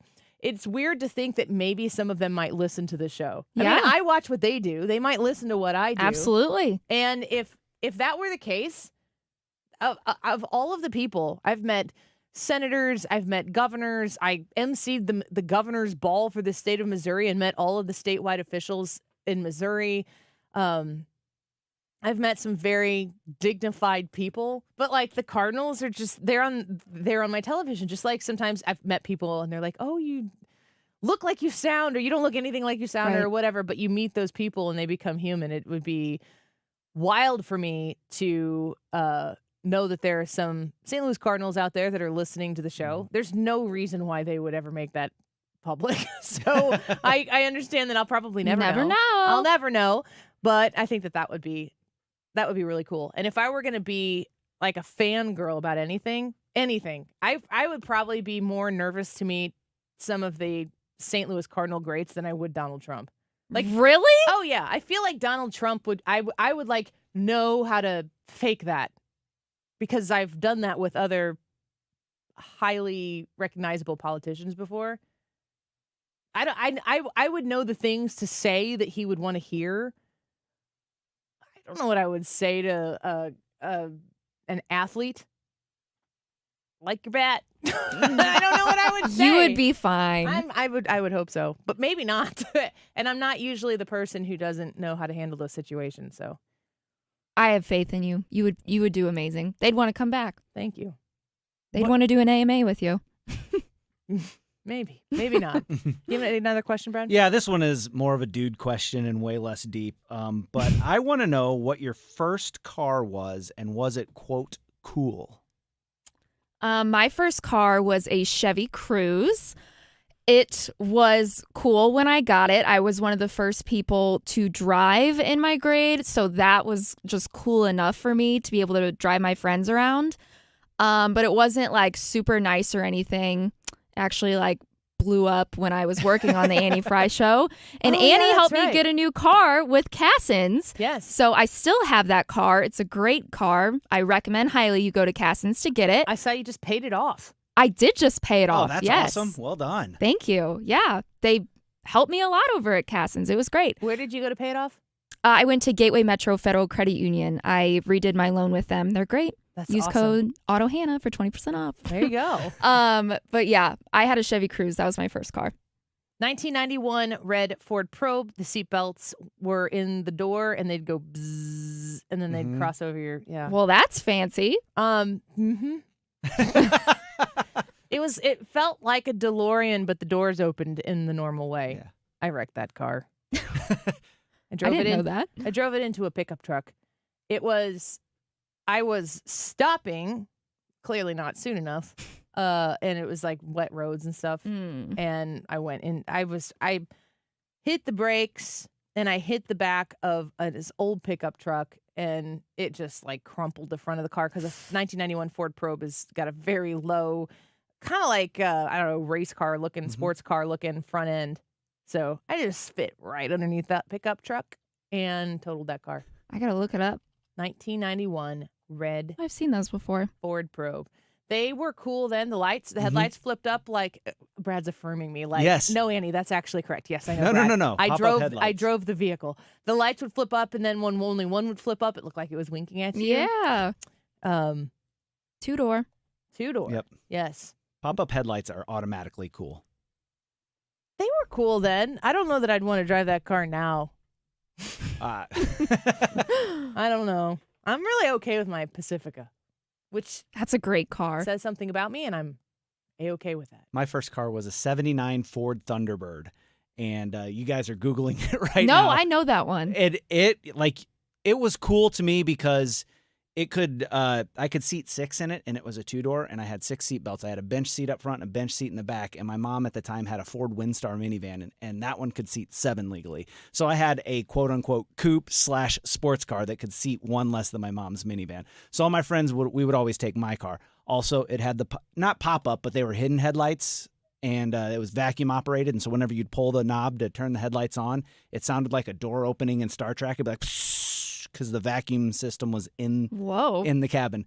Yeah, that car was really cool. I drove it until I got my second car, and my brother inherited it until he drove it into a tree. And then it's no more. But I would buy another one in a heartbeat and fix it and What roll car? around in What it. car would say door ajar? Out loud? Yeah, apparently. Info dude on YouTube says every time my car would say door ajar, I would say no, the door is a door. That's a lot. Did you chuckle every time, dude? I think when you that's said pretty that? good. That's really funny. We got more questions coming in here. Quick Rick, great question, and I know the answer to this. Hannah, have you choreographed any new dance routines since leaving? I have. I've choreographed lots of dance routines. I choreographed some when I was on the Annie Fry Show, and I've continued that on with the Brett Mega Show and even my own page. I've always loved to dance, and I will continue to choreograph. Where will people be able to see these dances? You can see them on our Brett Mega Show Instagram. It's on Instagram at Brett Mega Show. Brett is spelled with 1 T. My Instagram, Hannah.Gibbs. You can see them there. Yeah. They're infinitely better when they don't have Ryan Wiggins in them. I don't know about that, actually. The dances are better. The entertainment value may be a That wash. could never be replaced with Ryan Wiggins. He's something else. I think we still have I think what we're going to do is on the break here coming up in a few minutes, we're going to play on the break the Made You Look. I have the video here. Oh my gosh. So we can play that. Because Anna. Why are you embarrassed? No, I love that video. Anna was in here regularly too. She's on the morning show over at Y98 as well. But Hannah and Anna would make regular appearances. Hannah more than Anna because Hannah was working directly with us. But she was the other person who would be in these dance videos. And people love them. Wiggins is something else. Brad, you did really good in the video too. I highly encourage everyone to go to the Annie Fry Show live stream to watch this video, either for old time's sakes or if you haven't seen it yet. I remember when we finished that video, I was like, well, that's on the internet forever. Yep, that shall live. Another question here from Info Dude. Annie, have you been able to keep in contact with Hannah over the last year very often? We text each other every once in a while. We do. I texted her a picture of Wingstop chicken wings a few weeks ago. Yeah, that was awesome. Made me really hungry. I actually was going to text you the other day. I couldn't sleep because I was craving Joffrey's coffee so much. From Disney World? Yes. That's hilarious. Yeah. You haven't been back since we went, have you? Unfortunately, no. But that definitely is in the future for me. I loved when we went to Disney. I want to go back so bad. I still talk about that trip Would you come all back the time. with Brad and Ryan and me? Absolutely. That was seriously one of the best trips I've ever been on. The only thing that makes me hesitant to not go back is because I'm actually worried it won't be even as close to as fun as it was the first time, because it could not have been any better. Like the weather was awesome, the experience was awesome, the memories that happened there were just priceless. It was amazing. We went in May of 2023, and at the end of April, we celebrated 5 years of the Annie Fry Show being a full-time midday show. And I mean, yes, I am prepared for the hate I'm going to get for the next 24 hours for people who are like, you still like Disney. Yes, I do. I hate a lot of things they do, and I call them out when I see them, but I do still like Disney World. And so we are like, let's do 2 nights, 3 days, knock everything out. And my calves are still sore. We were walking 30,000 steps a day, and we pretty much did everything in 4 parks of Disney World. Brad and I were talking about this summer, and he's like talking about Animal Kingdom stuff. I'm like, we didn't go to Animal Kingdom. He's like, we absolutely went to Animal Kingdom. 1,000% we did. And I'm like, no, we didn't. And I was like trying to think of anything, and then I was like, oh, that's right. You went on Expedition Everest with me. Freaked out, yeah. And you knew nothing about it. And at the top of this roller coaster, it goes backwards, and she didn't know it. And I have the whole video of that is on the Annie Fry YouTube channel. Oh, that's a good one. And I'm like, we did go to Animal Kingdom, but that's how much we did. Like, I blacked out.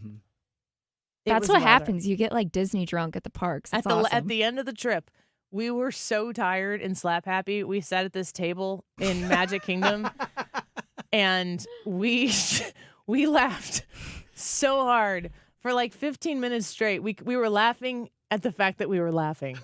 I'm surprised we didn't get kicked out of the park for just being obnoxious. Yeah, it was really the best time. Yeah, it'd be hard to top. It would. 2 nights, 3 days, and then we got back home Sunday night or Monday night, whatever it was, at midnight or something, and we were back at work the next day. Barely. Except for Ryan Wiggins, because he got a kidney stone. Oh, my. He did. I'm going to talk to you about Retirement Advisory Group here in a second, and then after that, if you're on the Annie Fry YouTube channel, you can see the choreographed Made You Look video dance from Hannah and Anna and Brad and Ryan. I think this was like when we topped about 4,000 subscribers or something like that. Yeah, it was a milestone video. Yes, we're about to 9,000. So if you haven't yet, come to the Annie Fry YouTube channel, subscribe. We'll be right back.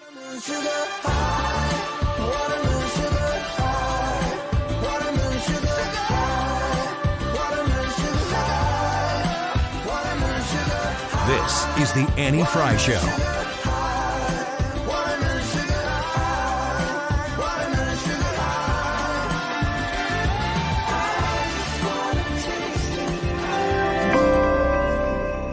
Are you worried about the state of the economy? Concerned about market crashes and rising inflation wiping out your savings? At Noble Gold Investments, we understand your fears and have a solution. Call us today at 1-888-4... I could have my Gucci on. I could wear my Louis Vuitton. But even with nothing on, bet I made you look. I made you look. Yeah, I look good in my Versace dress.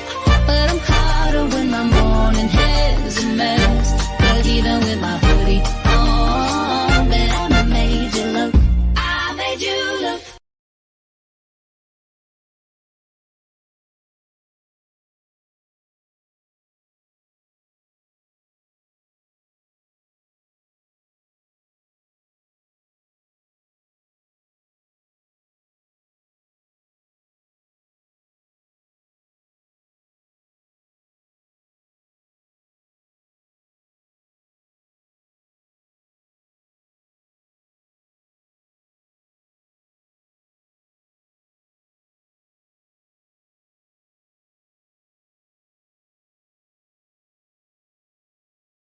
To Medicaid, the Freedom Care family will guide you through enrollment, making it stress-free for patients and caregivers. With over 5,000 five-star Google reviews, we've perfected at-home care for Medicaid members and caregivers. This service is free to you through Medicaid, and with our InstaPay app, caregivers are paid instantly. So go to freedomcare.com or call 314-557-7915. 314-557-7915. 314-557-7915.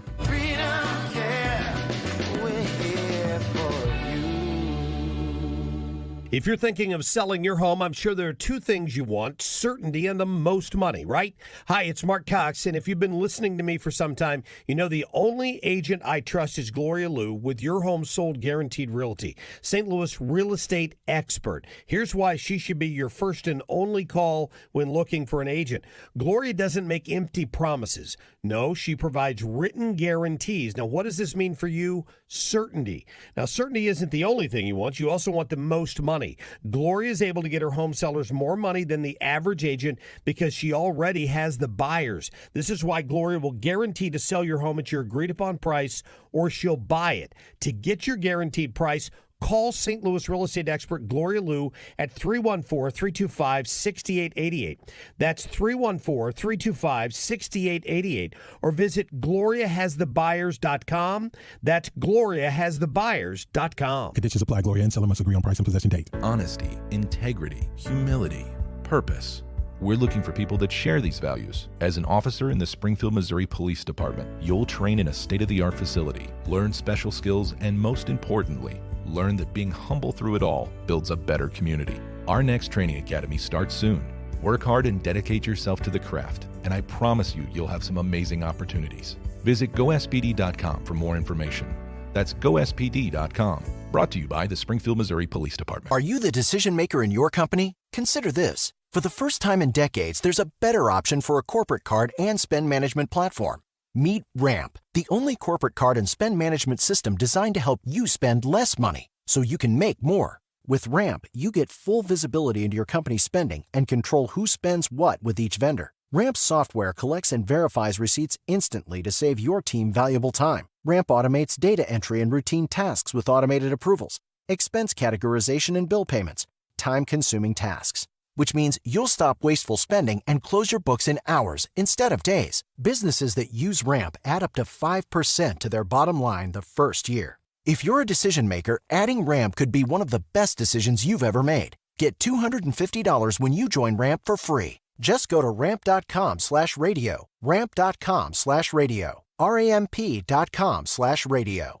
Cards issued by Sutton Bank and Celtic Bank, members of FDIC. Terms and conditions apply. Join the movement to end breast cancer on October 19th. By supporting the American Cancer Society making strides against breast cancer, you're helping save lives through groundbreaking research discovery and patient support. Get info or donate at makingstrideswalk.org/St. Louis Mo. Today's YouTube live chat poll: should Trump debate again? Yes or no? He says he's not going to. We'll see. What do you think? Jump on Annie's YouTube page and vote and leave us a comment. The time right now is 2:45. This time check is sponsored by Jerry Kelly Heating and Air Conditioning. It's time for a $98 AC tune-up. Hey, it's Mark Reardon getting set for a Friday Reardon Roundtable, and we'll talk about what the Haitians are eating for dinner in Springfield, Ohio. Cats, dogs, geese, or otherwise. Jane's on the panel, State Rep Steve Butts, State Senator Mary Elizabeth Coleman. We get ready to go here right after Fox News at 3.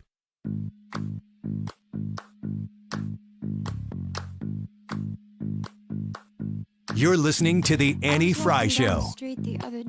Interact with Annie on Facebook. The Annie Fry Show. Oh wait, that's someone else. Trying to play it coy, trying to make it disappear. But just like the Battle of Troy, there's nothing subtle here. In my room there's a king-size space, bigger than it used to be. If you want, you can rent that place. Call me an amenity.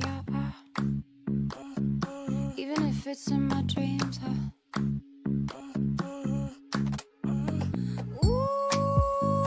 Welcome back to the Annie Fry Show. Happy Friday. It's Friday the 13th. Does that mean anything to you? When you find out it's Friday the 13th, do you position yourself in your day a little bit differently? Do you watch a spooky movie or anything like that? I don't, but it's kind of a proof that, like, if something weird is going on and it's Friday the 13th, you just like have an excuse to be like, oh, well, that's why. Or a full moon or whatever it might be. Do you do any Friday the 13th stuff, Hannah? I don't. Commemorate it? I don't, but a lot of people have been asking me today if I'm superstitious. I believe that was the AMA question. Mm-hmm. I never thought I was until I looked up superstition examples. I'm so superstitious. Yeah. Very, very much so. I knock on wood all the time. Cross my fingers, will pick up a penny if I see it. Yeah. Very superstitious. You can be superstitious and not be religious about it. Yeah. I think athletically, for me, if there's a pattern that you establish, even though you know that the preparation for a certain, if you've won or if you've lost, it's like you got to change the game up. If you have a pattern of winning and you just happen to eat a bologna sandwich that day each time you win, it's like next time you're like, well, why wouldn't I eat a bologna sandwich? Mm-hmm. So you kind of can stick with it, but it doesn't inherently mean that it's like your religion. Do you have superstitions at all?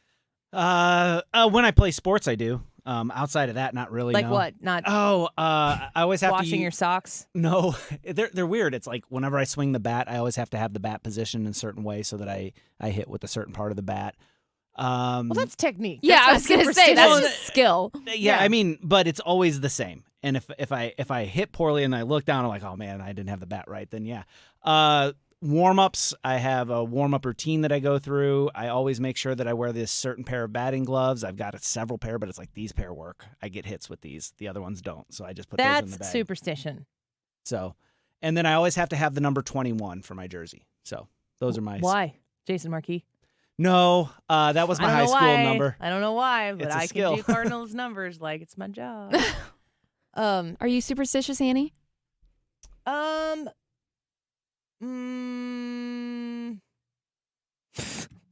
My dad, this is going to mean something to a very small group of people. My dad would be like, theology of glory.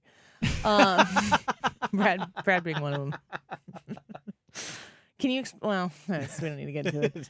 But thinking that you can do things to change outcomes and then you glorify yourself with it. It's not, that's kind of what superstition is. But yeah, probably. I mean, in a roundabout way, I don't know. I feel it's hard because I feel like my process is to always try to be super over prepared, which you can relate to. Yeah. Seek out every possible avenue. This is what people who are anxiety-ridden worriers. That's what I was gonna say. I think my anxiety blends into superstition. You are a worrier. I am a worrier. And when you are a worrying type of person, the way I handle it is to funnel that worry and anxiety into preparation so that whatever outcomes or obstacles I feel like I can anticipate and plan for, when I get there, I got a plan. It's maybe not the best case scenario of how said situation can go, but I don't like to be caught off guard. I like to be prepared and I like to be ready. It lends me to be able to do what I do here because a lot of these scenarios that come up, I've thought long and hard about them. I've thought long and hard about a lot of things that I did not need to spend time thinking long and hard about. Same. But it just, in my mind, it's the coping mechanism for, instead of turning worry into fear, I turn worry into preparation and then I feel confident about it.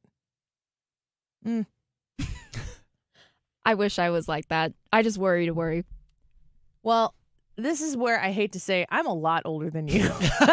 I have how old are you? I'm about to be 23. Shoot. I was going to say 15 years. It's more. I have, you're about to be 23? Uh-huh. Gosh. I got married at 23. That seems like a long time ago. You've accomplished a lot in 23 years. It's very impressive. Thank you. Before we wrap and get to the poll results, here is an article, Psychology Today, about 4 essential requirements for a lifelong relationship. And the picture on here is like a bride and a groom at a wedding. But I think that these lifelong relationships that you can establish and build upon exist outside of just romantic relationships, because I think it's important to, I'm always a quantity over quality person. The first one is attending to your partner's best interests. And it says, that this couple attributes sustained love firstly to partners' investment in one another's well-being, notably a long-lasting relationship. This investment should not be a means to an end. Rather, it's described as taking a deep interest in the well-being of the beloved for the beloved's own sake. That's like a very selfless way to approach another person. And while we're talking about selflessness, we don't live in a selfless society. We live in a glorify yourself in every possible way that you can. Everything that is wrong about you, just flip it on its list, on its head, and glorify it and make it what's right about you. And it's kind of an upside down way to look at things. I also think it's a very unfulfilling way to look about things. But being able to look at the person who's across from you and care more about their well-being in the whole. I mean, sometimes that, Brad, you've talked before about you've lost a lot of weight in your life. That the way people could have cared about you, and you'd have to know that they really did care about you, was not to tell you that everything was always good. The way that you care about somebody is you tell them the truth. You don't try to be harsh or mean when you tell them, but you speak honestly to them because you never know. Like in my case, it ended up leading to a heart attack. My life choices led to me having a heart attack, and it's not very caring to let somebody go on with destructive behavior. Mm-hmm. I think that Hannah, you growing up in a digital age where everything is always documented, shared, but it's always kind of a version of it. It's very hard to understand what other people's lives are and then compare it to your own and feel like, man, I feel like I'm really falling behind here. Oh, absolutely. You know, comparison is the greatest thief of joy is what I have to remind myself all the time when it comes to relationships. Luckily, I'm not like fighting too hard for the position in my career right now, but a lot of the people in my life are. I just have to always remind myself comparison is the thief of joy, and social media is not always real. No, it rarely is. 2, honoring the exclusivity of your relationship. The second greatest contributor to sustained love is indisputable exclusivity. That's like another thing that's taking place these days is just kind of like separation from monogamy, like in an actual committed marriage relationship, like everything goes.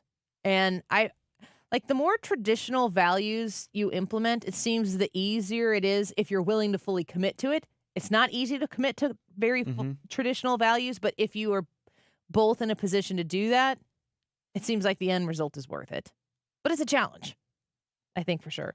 Number 3, maintaining a sense of trust and intimacy. And number 4 here is accepting your partner for who they are. That's been, I think, the hardest thing. My husband and I have been married for 17 years. As of Sunday is our anniversary. And learning to understand that it's not my job to make his weaknesses his strengths. It's my job to help him through those weaknesses because, newsflash, I have so many of them myself, that if he can fill in for me on my weaknesses, that's how we become stronger together instead of just being like, you suck at this. Why do you suck at this? Be better at this. It's like, how can I help you grow at that? That's a very difficult thing to learn. And you usually have to feel it on your own end before you can give it on the other. But accepting your partner for who they are, that's a challenge, I think. But important to do. Hannah, thank you for being here today. Thank you so much for having me back. We have 8,843 subscribers. Will you come back on the Annie Fry Show when we hit 10,000 subscribers? Absolutely. 100% yes. All right, get those subscribers over here and we'll get Hannah back and you can come back in sometime with Ryan. Oh, goody. Yes. Like the crew getting back together again. That would be amazing. For all of y'all who voted today on the YouTube live chat poll, we have over 300 votes, 316 votes in, asking you, this is amazing how close that this stayed throughout the course of the entire day. Should Donald Trump debate again? Yes or no? 55% say no. 45% of you said yes. So it's pretty close. I think it's a pretty clear divide here that we have among our listening audience, if he should. He said he's not going to. My anticipation is if Kamala really, really, really wants that next debate that she says she wants, she's going to have to do it on Fox News. And I think that's a debate he should agree to do. Mark Reardon, next. You've listened to 97.1 FM Talk. You've heard of Doug Voss of Voss Financial and Safe Money Radio, as he has been a staple as the financial expert on the station for many years.